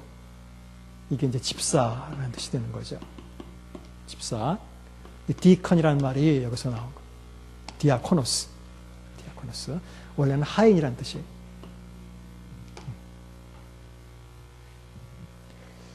그런데 아까 제가 말씀드렸는데 실제로 사도행전에는 디아코노스라는 단어가 한 번도 안 나와요. 한 번도 안 나와요. 그러니까 집사라는 의미를 넘어서서 그냥 하인이라는 의미로 쓰인 디아코노스라는 단어도 한 번도 안 나와요. 사도행전에서는 없어요. 없어요. 그런데 우리말 성경 아마 28 아니야? 2장이죠. 그 집사라는 단어가 한 번 그 우리말 성경에 사도행전 21장 8절에 나와요. 21장 8절에. 그렇죠. 7 집사 중 뭐 하나 이렇게 나오죠. 그거는 죄송하지만 그건 번역이 잘못된 거예요. 절대로 원어엔 집사라는 단어가 없어요. 아예 없어요. 7명 중 하나 이렇게 돼 있어요. 그리고 이게 그 사복음서에서도 그런 경우가 많아요. 그냥 도데카 12 중 하나, 12 이렇게 나오는데 우리말로는 그냥 12 이렇게 잘 안 쓰잖아요. 그러니까 12 제자 중 이렇게 우리가 붙이거든요. 그러니까 그렇게 볼 때는 사도행전에는 이 디아코노스, 헬라어로 디아코노스라는 단어도 한 번도 안 나오고 실제로는 영어로도 안 나와요. 그래서 이제 이 빌립과 이 스테반이나 이제 이런 사람들을 우리는 이제 집사라고 흔히들 얘기하는데 실제로 성경에는 집사라는 표현이 전혀 없습니다. 디아코노스라는 단어도 없어요. 그냥 7명을 선출했다고 나와요. 근데 이제 또 하나 이 사람들을 그냥 집사라고 부르기는 아직은 초기이기 때문에 이런 제도가 없었을 때예요. 그러니까 직책이나 뭐 목사도 없었는데 집사가 그렇잖아요. 목사라는 이름도 타이틀도 없었는데 그러니까 집사라고 보기는 힘들어요. 그냥 일꾼이다. 뭐 이런 정도는 생각할 수 있지만 그 일꾼들이 지금 생각해보면 집사에 해당한다. 이렇게 볼 수도 있지만 다른 점, 더 큰 다른 점이 있어요. 잘 보시면 이 사람들이 앉아서 이것만 했던 게 아니에요. 그 다음에 조금 더 읽어보면 자, 매일의 봉사에 빠진다. 봉사에 빠짐으로 헤브라 사람들이 원망하니 12사도가 모든 제자들을 불러 이르되 우리가 하나님의 말씀을 제쳐놓고 접대를 일삼는 것이 마땅하지 아니하니. 접대를 일삼는다라는 것은 식탁을 봉사한다. 말 그대로 옮기면 사실은 식탁 봉사를 한다라는 뜻이에요. 원어 그대로 제가 그냥 문자적으로 옮기는 거예요. 아까 앞에도 구제가 아니라 봉사고. 그래서 이게 정확하게 말 그대로 식탁 봉사를 하는 걸 의미하는 건지 아니면 상징적으로 그런 어떤 먹을 것을 공급하는 그런 자선을 행하는 건지 뭐 정확하게는 알 수 없지만 보통 이제 이렇게 유대인들이 원래 가진 기독교인들이 아니라 그냥 원래 유대인들도 과부들을 이렇게 구제하고 이런 걸 많이 했거든요. 자선을 행하고 공식적으로 이제 그런 것을 기독교인이 이 사람들이 되면서 교회 안에서 계속했던 것이 아닌가 이렇게 보는데 어쨌든 이런 일을 근데 말편의 어감을 조금 잘못 번역을 해서 마치 이건 뭐 별 쓸데없는 일처럼 우리가 하나님의 말씀을 제쳐놓고 이런 일을 하는 게 옳지 않다 이런 게 마치 이거는 뭐 별 이렇게 뭐 중요하지 않고 뭐 쓸데없는 일 비슷하게 그렇게 번역을 한 것 같은데 뭐 꼭 그런 의미는 아닙니다. 어쨌든 간에 사도들이 원래 해야 될 원래 직무는 부활의 증인이 되는 것이 원래 가장 먼저 해야 될 일 아닙니까? 그렇죠? 그러니까 그런 일인데 자꾸 이게 뭐 빠지고 이 사람들은 뭐 들어갔다 그래가지고 그걸 중간에서 하려고 그러니까 이런 데 신경 쓰는 것이 좀 좋하다. 그래서 사람들을 세워놨는데 그래서 잘못 생각해보면 소위 여기서 세워진 7인이라는 사람들은 7명이라는 사람들은 마치 앉아가지고 이제 이런 일들만 하고 그런 거 정리만 해주고 뭐 먹을 거 나눠주고 이런 일들만 한다고 생각하지만 절대로 그렇지 않죠. 바로 다음 사건에 여러분들 아시다시피 바로 다음 사건에 8절 스데반이 은혜와 권능이 충만하여 뭘 행했다고요? 기사와 표적을 어디에? 사람들에게 행했다는 거예요. 교회 안에서 뭐 이것만 나눠주는 걸 스데반이 한 게 아니에요. 스데반은 바로 나가서 표적과 기사를 하고 그랬어요. 그러니까 이것을 현대 우리 말하는 집사로 이렇게 해당한다고 말하기가 어려워요. 여기 집사님들 중에 나가서 기적과 표적을 행하시는 분들. 그래가지고 그게 문제가 아니라 결국은 잡혀 들어갔죠. 공회에. 그래서 예수님과 똑같은 형태로 거짓 증인들이 세워져서 모세와 또 성전을 거스린다는 죄목하에 또 설교도 얼마나 길게 하는지 몰라요. 7장에 보면 이 스데반이 그만큼 중요한 인물로 등장을 해요. 그냥 구구절절히 이 사람들 이스라엘 백성들의 잘못을 그냥 속속들이 다 드러내요. 그러면서 재밌는 것은 내가 율법을 어기고 성전을 예를 들면 뭐 파괴하거나 거스린 게 아니라 내용을 잘 보시면 니들이 그런 거다. 아니 하나님이 언제 성전 져달라 그랬느냐. 솔로몬이 하나님을 위해서 졌고 48절 그러나 지극히 높으신 이는 손으로 지은 곳에 계시지 아니하나니 이 말이 굉장히 의미 있는 말이에요. 자 옛날에 모세 때의 41절 보시면 그때 그들이 송아지를 만들어 그 우상 앞에 제사하며 무엇을 기뻐하더니 손으로 만든 것. 그러니까 손으로 만든 것이라는 표현이 재밌게도 하나님이 한 게 아니라 인간 손으로 만든 것. 이건 우상을 어떻게 보면 상징하는 그런 표현이에요. 안 좋은 표현이거든요. 근데 재밌게도 성전을 말하면서 지극히 높으신 하나님은 손으로 지은 곳에 계시지 않는다. 오히려 사람들이 손으로 거기를 만들어 놓고 거기 하나님이 계신 것처럼 만들고 일종의 우상처럼 섬기고 있다. 이런 것들을 아마 은근히 빗대서 말하고 있는 것 같아요. 뿐만 아니라 쭉 보시면 51절 너희도 너희 조상과 같이 항상 성령을 거스린다. 그 다음에 53절 너희는 천사가 전한 율법을 받고도 지키지 아니하였도다. 결국은 너희들은 거짓 증거로 나를 성전을 거스리고 율법을 어긴다라고 율법을 거스린다라고 나를 그런 죄목으로 나를 데리고 왔지만 쫙 들어보면 진짜로 성전을 거스리고 율법을 어기는 건 너희들이다. 이렇게 이 말 듣고 좋아할 사람이 어디 있어요? 그렇죠? 그러니까 54절 그들이 이 말을 듣고 마음에 찔려 이것은 마음에 찔렸다는 이 표현은 사실은 2장 37절에 마음에 찔려 이런 표현이 있는데 이거는 아주 잘못 번역한 번역입니다. 이거 다른 단어예요. 2장 37절과는 아주 다른 단어예요. 이것은 오늘 목사님이 격분하다라는 단어를 쓰셨는데 바로 그건 격분하다라는 단어입니다. 여기는. 이 말을 듣고 사람들이 격분해서 그걸 향해 이를 갈거늘. 그래서 결국 최초의 순교자가 돼요. 그러니까 자, 이 사람은 우리는 그냥 집사 이렇게 했는데 이건 보통 집사가 아니에요. 집사라 그래도. 이거는 최초로 순교하는 그 다음에 베드로도 이렇게까지는 얘기 못했어요. 유대인들한테 대놓고 이렇게 그냥 니네들은 니네 조상들처럼 말도 안 듣고 항상 성령을 거스려서 율법도 안 지키고 그런 사람들이다. 이렇게까지 비판 못했어요. 결국 헬라계의 유대인이기 때문에 이렇게 유대인들에 대해서 그나마 깨인 생각을 가지고 있었고 그런 사람들이 더 이렇게 강하게 비판할 수 있었고 그랬던 것 같아요. 그러니까 굉장히 위대한 역할을 했어요. 그래서 사실은 이제 학자들은 그런 의미에서 이 스테반이나 이런 사람들을 현대를 의기해서 오히려 집사라고 이렇게 자꾸 표현한다는 것은 성경도 절대로 이런 표현을 쓰지 않고 있고 그것은 그렇게 적절하지 못하다라고 평가를 해요. 그럼 오히려 뭐에 더 가깝느냐? 오히려 이 사람들은 12사도들이 소위 히브리계 유대인들의 사도였다면 이 사람들은 소위 7명으로 새로 뽑은 사람들은 소위 헬라계 유대인들을 대표하는 사도라고 보는 게 그런 역할을 했다고 보는 게 낫다 말이에요. 순교까지 하고. 그 다음에 12이라는 것도 굉장히 상징적인 의미가 큰 숫자죠. 그렇죠? 원래 완전 숫자나요. 사실 7도 그렇거든요. 성경에 7자도 많이 나오죠. 7개의 교회에 편지한다고 그렇죠? 7개. 왜냐하면 3 더하기 4로 그 10이라는 숫자는 3 곱하기 4로 이루어진 숫자고 7이라는 숫자는 3 더하기 4로 이루어진 숫자예요. 그러니까 유대인들이 생각할 때 나름대로 완전한 숫자예요. 상징적인 의미가 있는 숫자예요. 그래서 오히려 뭐 이것이 뭐 그렇게 중요한 건 아니지만 어쨌든 우리가 생각하는 집사라는 수준을 훨씬 넘어선 그런 사역을 한 사람들이다라는 걸 꼭 아셔야 돼요. 응? 자, 그 다음에 이 필립 얘기가 끝나면, 스테반 얘기가 끝나면 조금 있다 바로 필립 얘기가 나오잖아요. 필립이 뭐 했어요?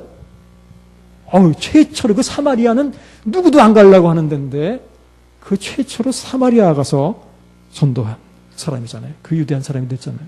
이런 사람들을 단순히 이 집사, 그냥 교회 안에서 어떤 특정한 일들을 맡아서 하는 집사의 그룹으로 만일 우리가 규정하기는 굉장히 어려운 거예요. 이건 그렇지 않아요.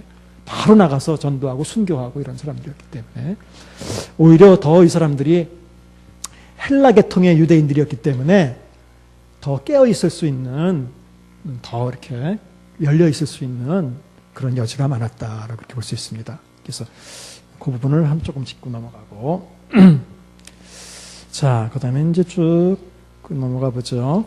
아까 우리가 10장, 11장을 했고, 그러면 이제, 바로 15장으로 넘어가죠. 그러면, 이제 우리 15장을 정리하면 뭐, 나머지 부분들을 그냥 읽어보시면 되니까. 결국 이제 이런 거예요. 제가 먼저 예를 들어서 얘기를 해볼게요. 여러분, 기독교가 최초로 우리나라에서 탄생을 했다고 가정해 봅시다. 그러면 기독교인들의 표준은 누구예요? 우리나라 사람들이죠. 근데 재밌게도 우리나라에서 기독교가 탄생했다 그러면 우리나라 기독교는 아마 금주를 했을 거예요. 그렇죠? 금연을 했을 것이고. 그렇잖아요. 우리나라 사람들은 그렇잖아요. 그런데 이제 우리나라에서 기독교가 처음으로 생겼어요. 그래서 전도를 막 했어요. 일단은 우리나라에 와 있는 외국인들 많이니까 전도를 했어요. 그래서 우리나라를 이제는 비화했지만 이한우, 그 사람 원래 독일 사람이죠. 전도를 했어요. 그 다음에 프랑스 이다도시도 전도를 했어요. 사유리도 전도했다. 근데 이다도시네 집에 신방을 가니까 아니 떡하니 그 식사 자리에 이렇게 막 거치게 차려지고 포도주를 탁 그렇게 갖다 놨단 말이에요. 그 다음에 이한우 씨 집에 가니까 그 사람 독일 사람이니까 신방 예배가 딱 끝나니까 맥주를 탁 까가지고 목사님 한 잔 드시죠. 딱 드신단 말이에요. 자, 이걸 어떻게 봐야 되느냐 말이야, 이거를. 아마 우리나라가 원래 기독교의 종주국이었다면 아마 그런 거 안 하는 게 좋겠다고 못하게 했을 거예요. 그렇잖아요? 마음대로 하기 어렵죠. 왜냐하면 우리나라 사람들 그 전체적인 문화나 습관이나 이런 거 볼 때 그런 건 시험 받죠. 시험에 들죠. 그럴 수 있죠. 얼마든지. 그러니까 그런 것들을 한번 잘 생각해 보자는 거예요. 그러니까 유대인들은 유대인들에서 기독교가 시작했기 때문에 자꾸 이방인으로서 전도하면서 다른 데는 문제가 없는데 이런 거에 자꾸 문제가 생긴다는 거예요. 아까 베드로 얘기를 들어서 잘 아시겠지만 베드로는 평생 난 이렇게 더러운 거 먹어본 적이 없습니다. 이런 사람인데 아니 하루아침에 이방인들이 기독교가 됐는데 이방인들은 그 더러운 걸 막 먹는, 자기네 생각할 때 더럽다는 게 무슨 위생적으로 더러운 게 아니라 그런 그 종교적으로 더러운 거를 막 먹는. 그거 못 받아들입니다. 쉽게 못 받아. 절대 못 받아들여요. 그럼 어떻게 하겠느냐. 그런 게 자꾸 문제가 생기기 시작하는 거예요. 결국은. 일단 공식적으로는 이들이 똑같은 성령을 받았기 때문에 똑같은 기독교로 인정을 받았지만 이제 그런 게 문제인 거예요. 자, 15장 1절에 보니까 어떤 사람들이 유대로부터 내려와서 형제들을 가르치되, 자, 형제들이라는 것은 아까 제가 잠깐 언급했지만 누구를 언급하는 표현이라고 그랬어요? 그리스도인들을 언급하는 표현이고, 그리스도인들. 그러니까 자꾸 이걸 잘 구분하면서 제가 읽으라고 말씀. 어떤 사람들이 유대로부터 내려왔어요. 이 어떤 사람들의 성격은 누구냐? 유대로부터 내려왔다는 걸 볼 때 이 사람들이 유대인인 건 분명하죠. 그런데 헬라계 유대인이에요? 히브리계 유대인이에요? 히브리계죠. 당연해요. 히브리계 유대인들이기 때문에 자꾸 이런 문제가 생기는 거예요. 헬라계 유대인들은 열려있기 때문에 오히려 괜찮아요. 유대인들은. 근데 문제는 이 사람들은 히브리계 유대인 중에서 그리스도인이에요? 비그리스도인이에요? 네, 그리스도인이에요. 이것도 다 구분하셔야 돼요. 읽다 보면 그냥 뭐 유대에서 누가 내려와고 어떤 때는 이건 비그리스도인을 지칭할 때도 있고 어떤 때 믿는 사람들 중에 히브리계 유대인을 얘기하는 거예요. 이 사람들이 안디옥에 와서, 안디옥이라는 데가 참 아주 이방 선교의 중심지 아니에요, 그렇죠? 여기서 최초로 헬라 사람들이 전도를 했고 최초로 이방인 선교가 된 아주 중요한 자리예요. 이방 선교의 본거지예요. 그러니까 여긴 굉장히 열려 있는 데예요. 그러니까 여기까지 원정을 와서 뭐라 그랬냐면, 원정을 와서 이건 앞으로 바울 서신 다룰 때도 참 많이 나와요. 너희가 모세의 법대로라고 되어 있지만 이제 모세의 관습대로 관례대로 할례를 받지 않으면 능히 구원을 받지 못하리라, 이렇게 이제 얘기를 했어요. 결국은 이들이 아무리 해도 결국 자기네들이 중심인 거예요. 내가 표준인 거예요. 자기네들이 유대인이니까. 그러니까 이 사람들 생각에는 내가 유대인이니까 어떤 이방인이 그리스도인 된다라고 할 때 표준적인 모습은, 그리스도인의 표준적인 모습은 이방인이 그리스도인 된다고 할 때 이 사람들이 생각하는 표준은 바로 히브리계 유대인으로서 그리스도인인 자기네들이 표준인 거예요. 그러니까 여기에 맞지 않으면 뭔가 잘못됐다고 생각하는 거예요. 근데 바울이나 또는 바울이 아직 선교하기 전에 안디옥 같은 데는 이방인들에게 할례를 안 시키네. 또 어떤 특별히 먹어야 되는 거, 먹지 말아야 되는 이런 음식을 구분도 안 해주네. 그런 게 마음에 안 차는 거예요. 그렇게 해가지고는 안 된단 말이에요. 그래서 자기네들처럼, 결국은 자기네들이 표준이에요. 우리들처럼 할례도 받아야 된단 말이야. 할례. 그 할례 받는 건 뭐냐면 과거에 아까 말씀드렸다시피 유대교 개종자들이 원래 하는 일이잖아요. 그러니까 이 사람들은 재밌게도 이 사람들을 유대인들 만들려고 하는 거예요. 일종의. 똑같이. 그렇잖아요. 그리스도인을 만들려고 하는 게 유대인을 만들려고. 왜냐하면 그게 자기 표준이기 때문에 그래요. 이걸 벗어나는 게 너무너무 힘든 건가 봐요. 계속 이런 문제로 많이 싸워요. 결국 이것 때문에 바울과 바나바 및 그들 사이에 적지 않은 다툼과 변론이 막 싸운 거예요. 바울과 바나바는 당연히 이방 선교에 열려있는 사람들이 그거 안 된다. 이방인들에게 무슨 할례를 받으라고 그러냐. 말도 안 되는 소리다. 그래서 막 싸움이 일어났다는 거예요. 그러니까 도저히 안 되겠으니까 바울과 바나바 및 그중 몇 사람들을 예루살렘에 있는 사도와 장로들에게 보내기로 작정하고 사람들을 모아서 그럼 예루살렘 소위 대법원 가서 얘기하자, 이 얘기예요. 그러니까 예루살렘 가서 다 모인 데서 우리 이 문제를 결정하자. 그래서 이제 예루살렘으로 파송을 해서 예루살렘 사도 회의를 하게 됩니다. 자, 그랬더니 이제 회의가 열렸어요. 5절. 바리새파 중 어떤 믿는 사람들이 일어나. 바리새파 중에서도 믿는 사람들이 있었다는 거예요. 근데 믿어도 사람들이, 여러분들 믿으면 사람들이 변해요. 믿어도 사람들이 안 변해요. 이게 문제예요, 결국. 안 변해요. 결국은 바리새파는 그 성격이 뭔데? 바리새파 사람들이 일어나서 말하되 이방인들에게 할례를 행하고 모세의 율법을 지키라고 명하는 것이 마땅하다. 당연히 그런 견해를 폈어요. 많은 변론들이 있은 다음에 드디어 7절에 베드로가 일어나서 말하되, 자, 베드로는 이미 앞에 경험이 있어요. 아까 우리 읽었듯이 직접 자기가 고넬료에게 성령이 임하게 한 어떤 그런 사건이 있었어. 이방인에게 똑같은 성령이 임하는 걸 이미 경험한 사람이에요. 그러니까 이럴 때 베드로가 일어나는 거예요. 너희도 알거니와 그때 얘기했지 않느냐. 하나님이 이방인들로 내 입에서 복음의 말씀을 들어 믿게 하시려고 오래전부터 너희 가운데서 나를 택하시고 또 마음을 아시는 하나님이 우리에게와 같이 그들에게도 성령을 주어 증언하시고 믿음으로 율법으로가 아니라 믿음으로 그들의 마음을 깨끗이 하사 그들이나 우리나 차별하지 아니하셨느니라. 베드로가 아주 명확하게 이 문제를 얘기해요. 그런데 지금 어찌하여 하나님을 시험하여 하나님이 하시는 일인데 너희들이 하나님을 시험하여 우리 조상과 우리도 능히 매지 못하던 멍에를 제자들의 목에 두려 하느냐. 아주 재밌는 표현을 썼어요.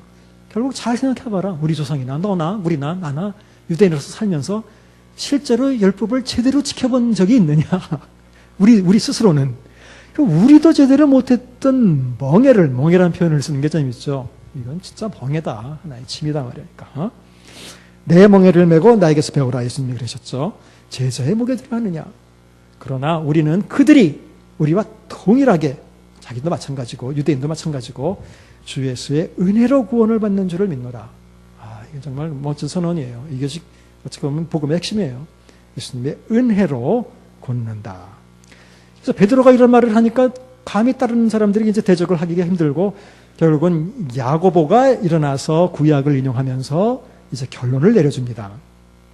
자, 19절부터 결론이 나오는데 그러므로 내 의견에는 이방인들 중에서 하나님께로 돌아오는 자들을 괴롭게 하지 말고 자, 뭘 요구하는 게 괴롭게 하는 거예요?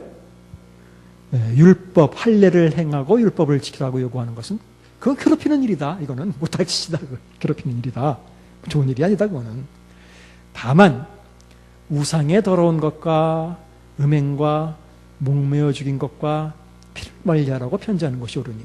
자, 다른 건 다 지키지 않게 했지만 요 몇 가지는 지키라고 이제 편지를 좀 하는 게 좋겠다라고 해서 이제 결국 그렇게 결정이 된 거거든요. 그러면서 28절 성령과 우리는 이 요긴한 것들 외에 아무 짐도 이거는 짐이라고 보지 않았어요. 지금 여기서 요구하는 것은 이건 좀 필수적으로 좀 해주길 원하는 것이고 그것 외에는 아무 짐도 이거 다른 걸 짐이라고 그랬어요. 다른 율법을 요구하는 건 짐이다. 이것은 짐도 지우지 않기로 했다. 그래서 우상의 제물과 우상의 제물을 바쳤던 거는 안 되고 피와 목매어 죽인 것도 안 되고 음행을 멀리할지니라. 이에 스스로 삼가면 이렇게 해서 알아서 이 문제에 대해서 잘 삼가면 구원받으리라? 아니에요. 이건 구원의 문제가 아니에요. 그렇죠? 잘 읽어보셔야 돼요. 이 구원의 문제 때문에 이걸 하라 그런 게 아니에요. 잘 되리라. 평안함.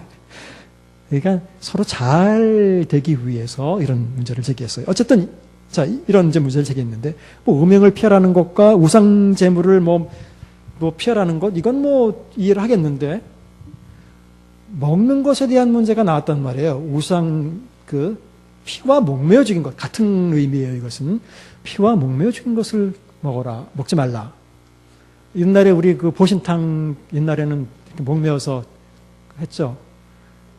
그거 먹으면 안 되죠. 어떻게 보면. 그 다음에 피를 멀리하라 그러는데 제가 언젠가 말씀드렸는지 모르지만 저 옛날 신학교 다닐 때 식당에서 선짓국이 나왔다고 한번 말씀드렸었죠.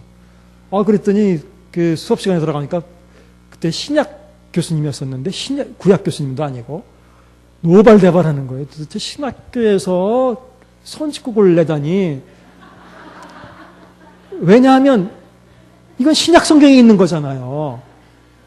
그리고 이방인에게 다른 건 몰라도 이거는 지켜달라고 지금 요구한 거잖아요. 그러니까 이 신약 성경에 의하면 목매어 죽인 거나 피 이런 건 안 되는데 그래서 그냥 막 화를 내신 거를 제가 기억을 아직도 해요. 그러니까 이제 혹시라도 또는 여러분들이 또 이런 문제에 봉착할까봐 제가 이 사건을 다루는 거예요. 이거는 그러니까 이렇게 얘기할 수 있잖아요. 이건 구약율법이 아니라 신약에서 사도들이 그냥 이 정도는 지켜주는 게 좋지 않느냐라고 얘기한 거니까 이건 우리가 지켜야 된다. 뭐 이렇게 얼마든지 적용할 수 있지 않겠는가. 그래서 그런 문제를 어떻게 다룰 건가. 그래서 그렇진 않아요. 이거는. 그러니까 제가 아까 이다도시 얘기를 하고 한 이유가 이렇게 보시자고요. 그러니까 지금 기독교는 부인할 수도 없게 실제로 유대인에게서 시작했어요, 실제로. 그렇잖아요. 그리고 아직까지는 유대인들이 기독교의 주류예요. 그들이. 이방인들은 아직까지 주류는 아니에요. 아직 한참 더 있어야, 시간이 지나야 유대인들이 그 주된 입장을 취할 수가 있어요. 아직까지 유대인들이 주류예요. 이방인들이 주류가 아니에요. 자, 아까 제가 우리나라의 기독교를 얘기했는데, 우리나라 기독교가 시작됐단 말이에요. 근데 이다도시나 뭐 이한우나 이런 사람들은 그저 한두 사람에 불과하다. 예를 들자면. 아니면 몇 사람에 불과하다. 그럼 누가 누구를 따라와야 돼요? 생각을 해보세요. 큰 공동체를 위해서 지금 마이너리티들이, 그건 문화잖아요, 문화. 이게 문화적인 측면에서 이해하셔야 돼. 네? 이건 유대교라는 건 유대인들에게 있어서 사실 종교가 아니라 이건 문화고 법이고 다 되는 거예요. 이거는 그전에 습관이고 그런 거예요. 그렇게 해서 기독교인 되고 나서도 그들은 다 이런 거 지켰어요. 그냥 원래 지키는 민족들이 지키는 하나의 문화예요. 그런데 여기 이방인들이 몇 사람들이 이렇게 있는데 자꾸 거슬리는 거예요. 아까 말씀드렸지만 가장 눈에 띄게 사람들을 거슬릴 수 있는 것은 바로 먹는 문제란 말이에요. 맨날 먹는 건 맨날 하는 거니까. 하루에도 3번 하는 거니까. 이것은 일상적으로 항상 보고 부딪히고 하는 문제예요. 그러니까 다른 건 몰라도 이런 것만은 조금 자제해달라. 이건 문화적인 차원에서, 건덕적인 차원에서 자제해달라는 거예요. 건덕. 이거를 해야 이거 율법적으로 이건 뭐 규정을 정해놓고 뭐 그런 문제가 아니에요. 그러니까 이걸 잘 이해하셔야 돼요. 이것은 최초의 기독교가 유대교 안에 있어서 유대교의 문화를, 습관을 그대로 따르고 있었기 때문에 아직까지는 기독교가 이방인의 중심적인 종교가 되지 않았을 상황에서, 그러니까 이방인들이 마이너리티일 상황에서 이들의 기본적인 어떤 습관이나 이런 것들을 존중해 주는 건 굉장히 필요하다. 그래서 가장 기본적인, 이들이 가장 민감하게 싫어할 만한 거, 시험받을 수 있을 만한 거, 이런 거 몇 가지만 좀 지켜달라고 했어요. 그런데 재밌는 거는, 자, 우상 제물을 멀리하라 그랬지만 실제로 이제 고린도 전서에 가보면 우상 제물에게 바쳤던 음식을 먹어야 됩니까? 말아야 됩니까? 이런 문제가 실제로 이방교회에서 생깁니다. 그럴 때 바울이 대답할 때 이런 결정에 의하면 당연히 먹지 말아야 된다 이렇게 얘기할 텐데 그렇게 표현 안 해요. 야, 뭐 모든 것이 가나 그렇다고 해서 모든 것이 덕스러운 것은 아니다. 유익한 것은 아니다. 그러니까 이제 덕스러운 차원에서 이제 해야 된다라는 얘기를 하고 있고, 누가 그거 우상에게 바쳤던 제물이라고 말하면 그렇다면 먹지 말아라. 하지만 그렇지 않으면 뭐 먹어도 된다라는 식의 어떤 표현을 썼어요. 대신 우상 숭배하는 그 제사 자리에 가서 참여해서 먹는 건 안 된다. 뭐 이렇게 얘기하고 있죠. 훨씬 자유로운 입장을 취하고 있어요. 그러니까 요거는 최초에 역시 기독교가 유대교에서 이방인에게로 조금 나가기 시작할 때에 문화적인 충격이나 이런 거에 의했을 것이 있을 때 일시적으로 제시했던 어떤 그 하나의 어떤 그 권유사항이지, 여러분들 그 이후에 바울이 1차 전도행, 2차 전도행, 3차 전도행 돌아다니면서 한 번도 이 문제에 대해서 우상은 제물은 먹지 말고 그다음에 목매어 죽인 거 먹지 말고 피를 말리 이런 얘기를 한 적이 있다는 건 한 번도 안 나와요. 그 뒤에는. 그러니까 이것은 이런 문제가 최초에 생겼을 때에 또 이방인에게 이것이 넘어갈 때에 유대인과 이방인 사이에 이제 생겼던 어떤 그런 문제들 때문에 건덕적인 차원에서 권유를 한 거라고 볼 수 있습니다. 그러니까 뭐 없어서 못 먹죠. 마음대로 드세요. 상관없어요.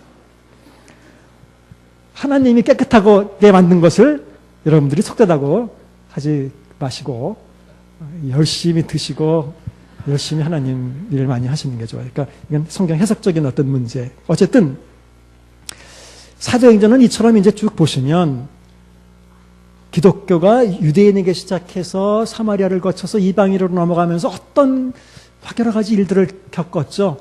결국은 그래서 이것이 하나의 이렇게 이어지는 하나의 전통으로 이렇게 어떻게 이어지게 되었는가라는 걸 이렇게 보여주는데, 거긴 많은 이런 트러블도 있었고 싸움도 있었고 여러 가지 사건도 있었고 그랬다는 걸 여러분들이 꼭 기억해 주시길 바랍니다.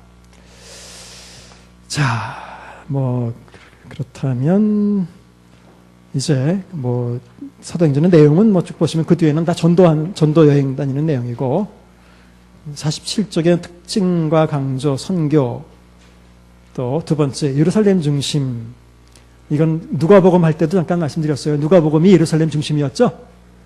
그러니까 같은 저자가 쓴 거기 때문에 똑같아요. 결국 복음은 예루살렘에서 시작해서 사마리아와 땅끝까지 이르게 되고, 사도 바울도 전도 여행을 떠나면 반드시 또 예루살렘으로 또 돌아와요. 이런 식으로 예루살렘이 중심이 됩니다. 하나님의 계획과 성취는 누가복음에도 있었어요. 똑같아요. 하나님이 다 계획하신 것이다. 이루어져야 된다. 그 다음에 소유와 재물 포기 및 올바른 사용. 이것도 소유에 대한 얘기가 참 많이 나와요. 특히 처음 초대교회 모습이 보면 물건을 자기 거라고 하는 사람이 없이 다 소통했다고 그랬는데, 그때는 그럴 상황이었다라는 것도 언젠가 잠깐 언급을 해드린 적이 있어요. 우리 아까 읽었다시피 각지에서 오순절을 지키기 위해서 저 먼 데서부터도 많은 사람들이 왔어요. 그 중에 뭐 3,000명이나 예수님을 믿게 됐어요. 근데 뭐 다시 돌아간 사람들이 있겠지만, 아시다시피 아마 초기에 아마 예수님이 다시 곧 재림하실 거다라는 믿음이 있었을 가능성이 굉장히 많아요. 요엘 선지자의 얘기를 들어서 말세에 성령을 부어주시겠다라고.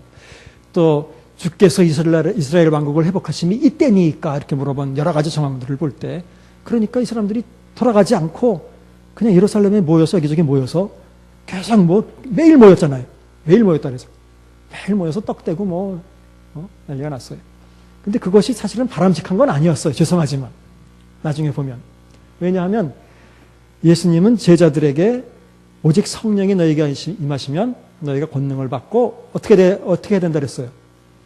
나가야 된다 그랬잖아요. 원래 나가야 된다 그랬는데 안 나가고 모여서 맨날 모여서 하고 있었다는.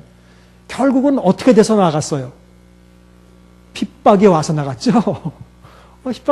핍박이 안 왔으면 그냥 계속 더 있었을 수도 있잖아요. 네, 그렇죠. 이게 사실은 이게 별로 어떻게 보면 바람직한 게 아닐 수도 있어요. 이것은 여기서 모여서 이 사람들은 다 자기네 어디 저기 로마에서 온 사람도 있었고 소아시아 쪽에서 온 사람도 있었고, 아마 오순절 때 와가지고 돌아가는 여비랑 이런 거 다 계산해가지고 왔을 텐데, 생각지도 못하게 여기서 성령이 임해가지고 막 공동체가 생기고 막 모임이 있고, 그러니까 집에 안 가고 이것은 이제 눌러붙어 있으니까 이 사람들 누가 먹여 이제. 돈 다 떨어지고 결국은 예루살렘에 있는 사람들, 이 근처에 있는 사람들을 중심으로 자기 재산 다 내고 돈 다 내서 같이 나눠서 쓰는 방법밖에는 당장 이 사람들 살아가는 방법도 없었지 않겠습니까? 그러니까 그런 정황도 있어요. 그런 상황도 결국은 또 다 내서. 그렇다고 초대교회로 돌아가자 그래서 지금 돈 다 내라. 그건 잘못된 겁니다. 바울도 한 번도 다니면서 너희들 재산 다 통용해야 된다 이렇게 말한 적 없어요. 그건 자발적으로 필요하면 도울 수 있는 거지만, 그건 초대교회의 그 독특한 어떤 상황이라고 볼 수 있어요. 어쨌든 핍박이 와서야 이들이 이제 흩어지게 됐죠. 그런 상황이었죠. 자, 그래서 이제 그 소유와 재물 포기에 대한 문제는 누가복음에도 이 소유와 재물에 대한 관심이 누가가 많이 여기에 대해서 관심을 보였는데, 사도행전에서 똑같아요. 그리고 초대교회 모습을 표현할 때도 그랬고, 아나니아와 사피라 이야기도 그렇고, 그 사람들이 단순히 다 바치지 않았기 때문에 벌을 받은 게 아니죠. 속였기 때문에 그런 거죠. 네, 다 바치지 않고 하나님 앞에서 성령을 속이고 하나님을 기만했기 때문에 그런 문제가 생긴 것이죠. 그래서 그런 거, 주는 것이 받는 것보다 복되다. 또 뒤에 가면 가난해진 예루살렘 교회를 또 돕기 위해서 모금을 하러 다니는 장면들도 나오고, 이렇게 실제적인 재물을 나누는 이런 데도 관심이 많다는 걸 여러분들이 아시기 바랍니다. 사도행전은 그냥 이 정도로 끝내고, 다음 주에는 이제 바울 서신, 첫 번째 바울 서신을 들어가게 됩니다. 데살로니가 전 후서를 다루게 되겠습니다. 자, 여기까지 하겠습니다. 고맙습니다.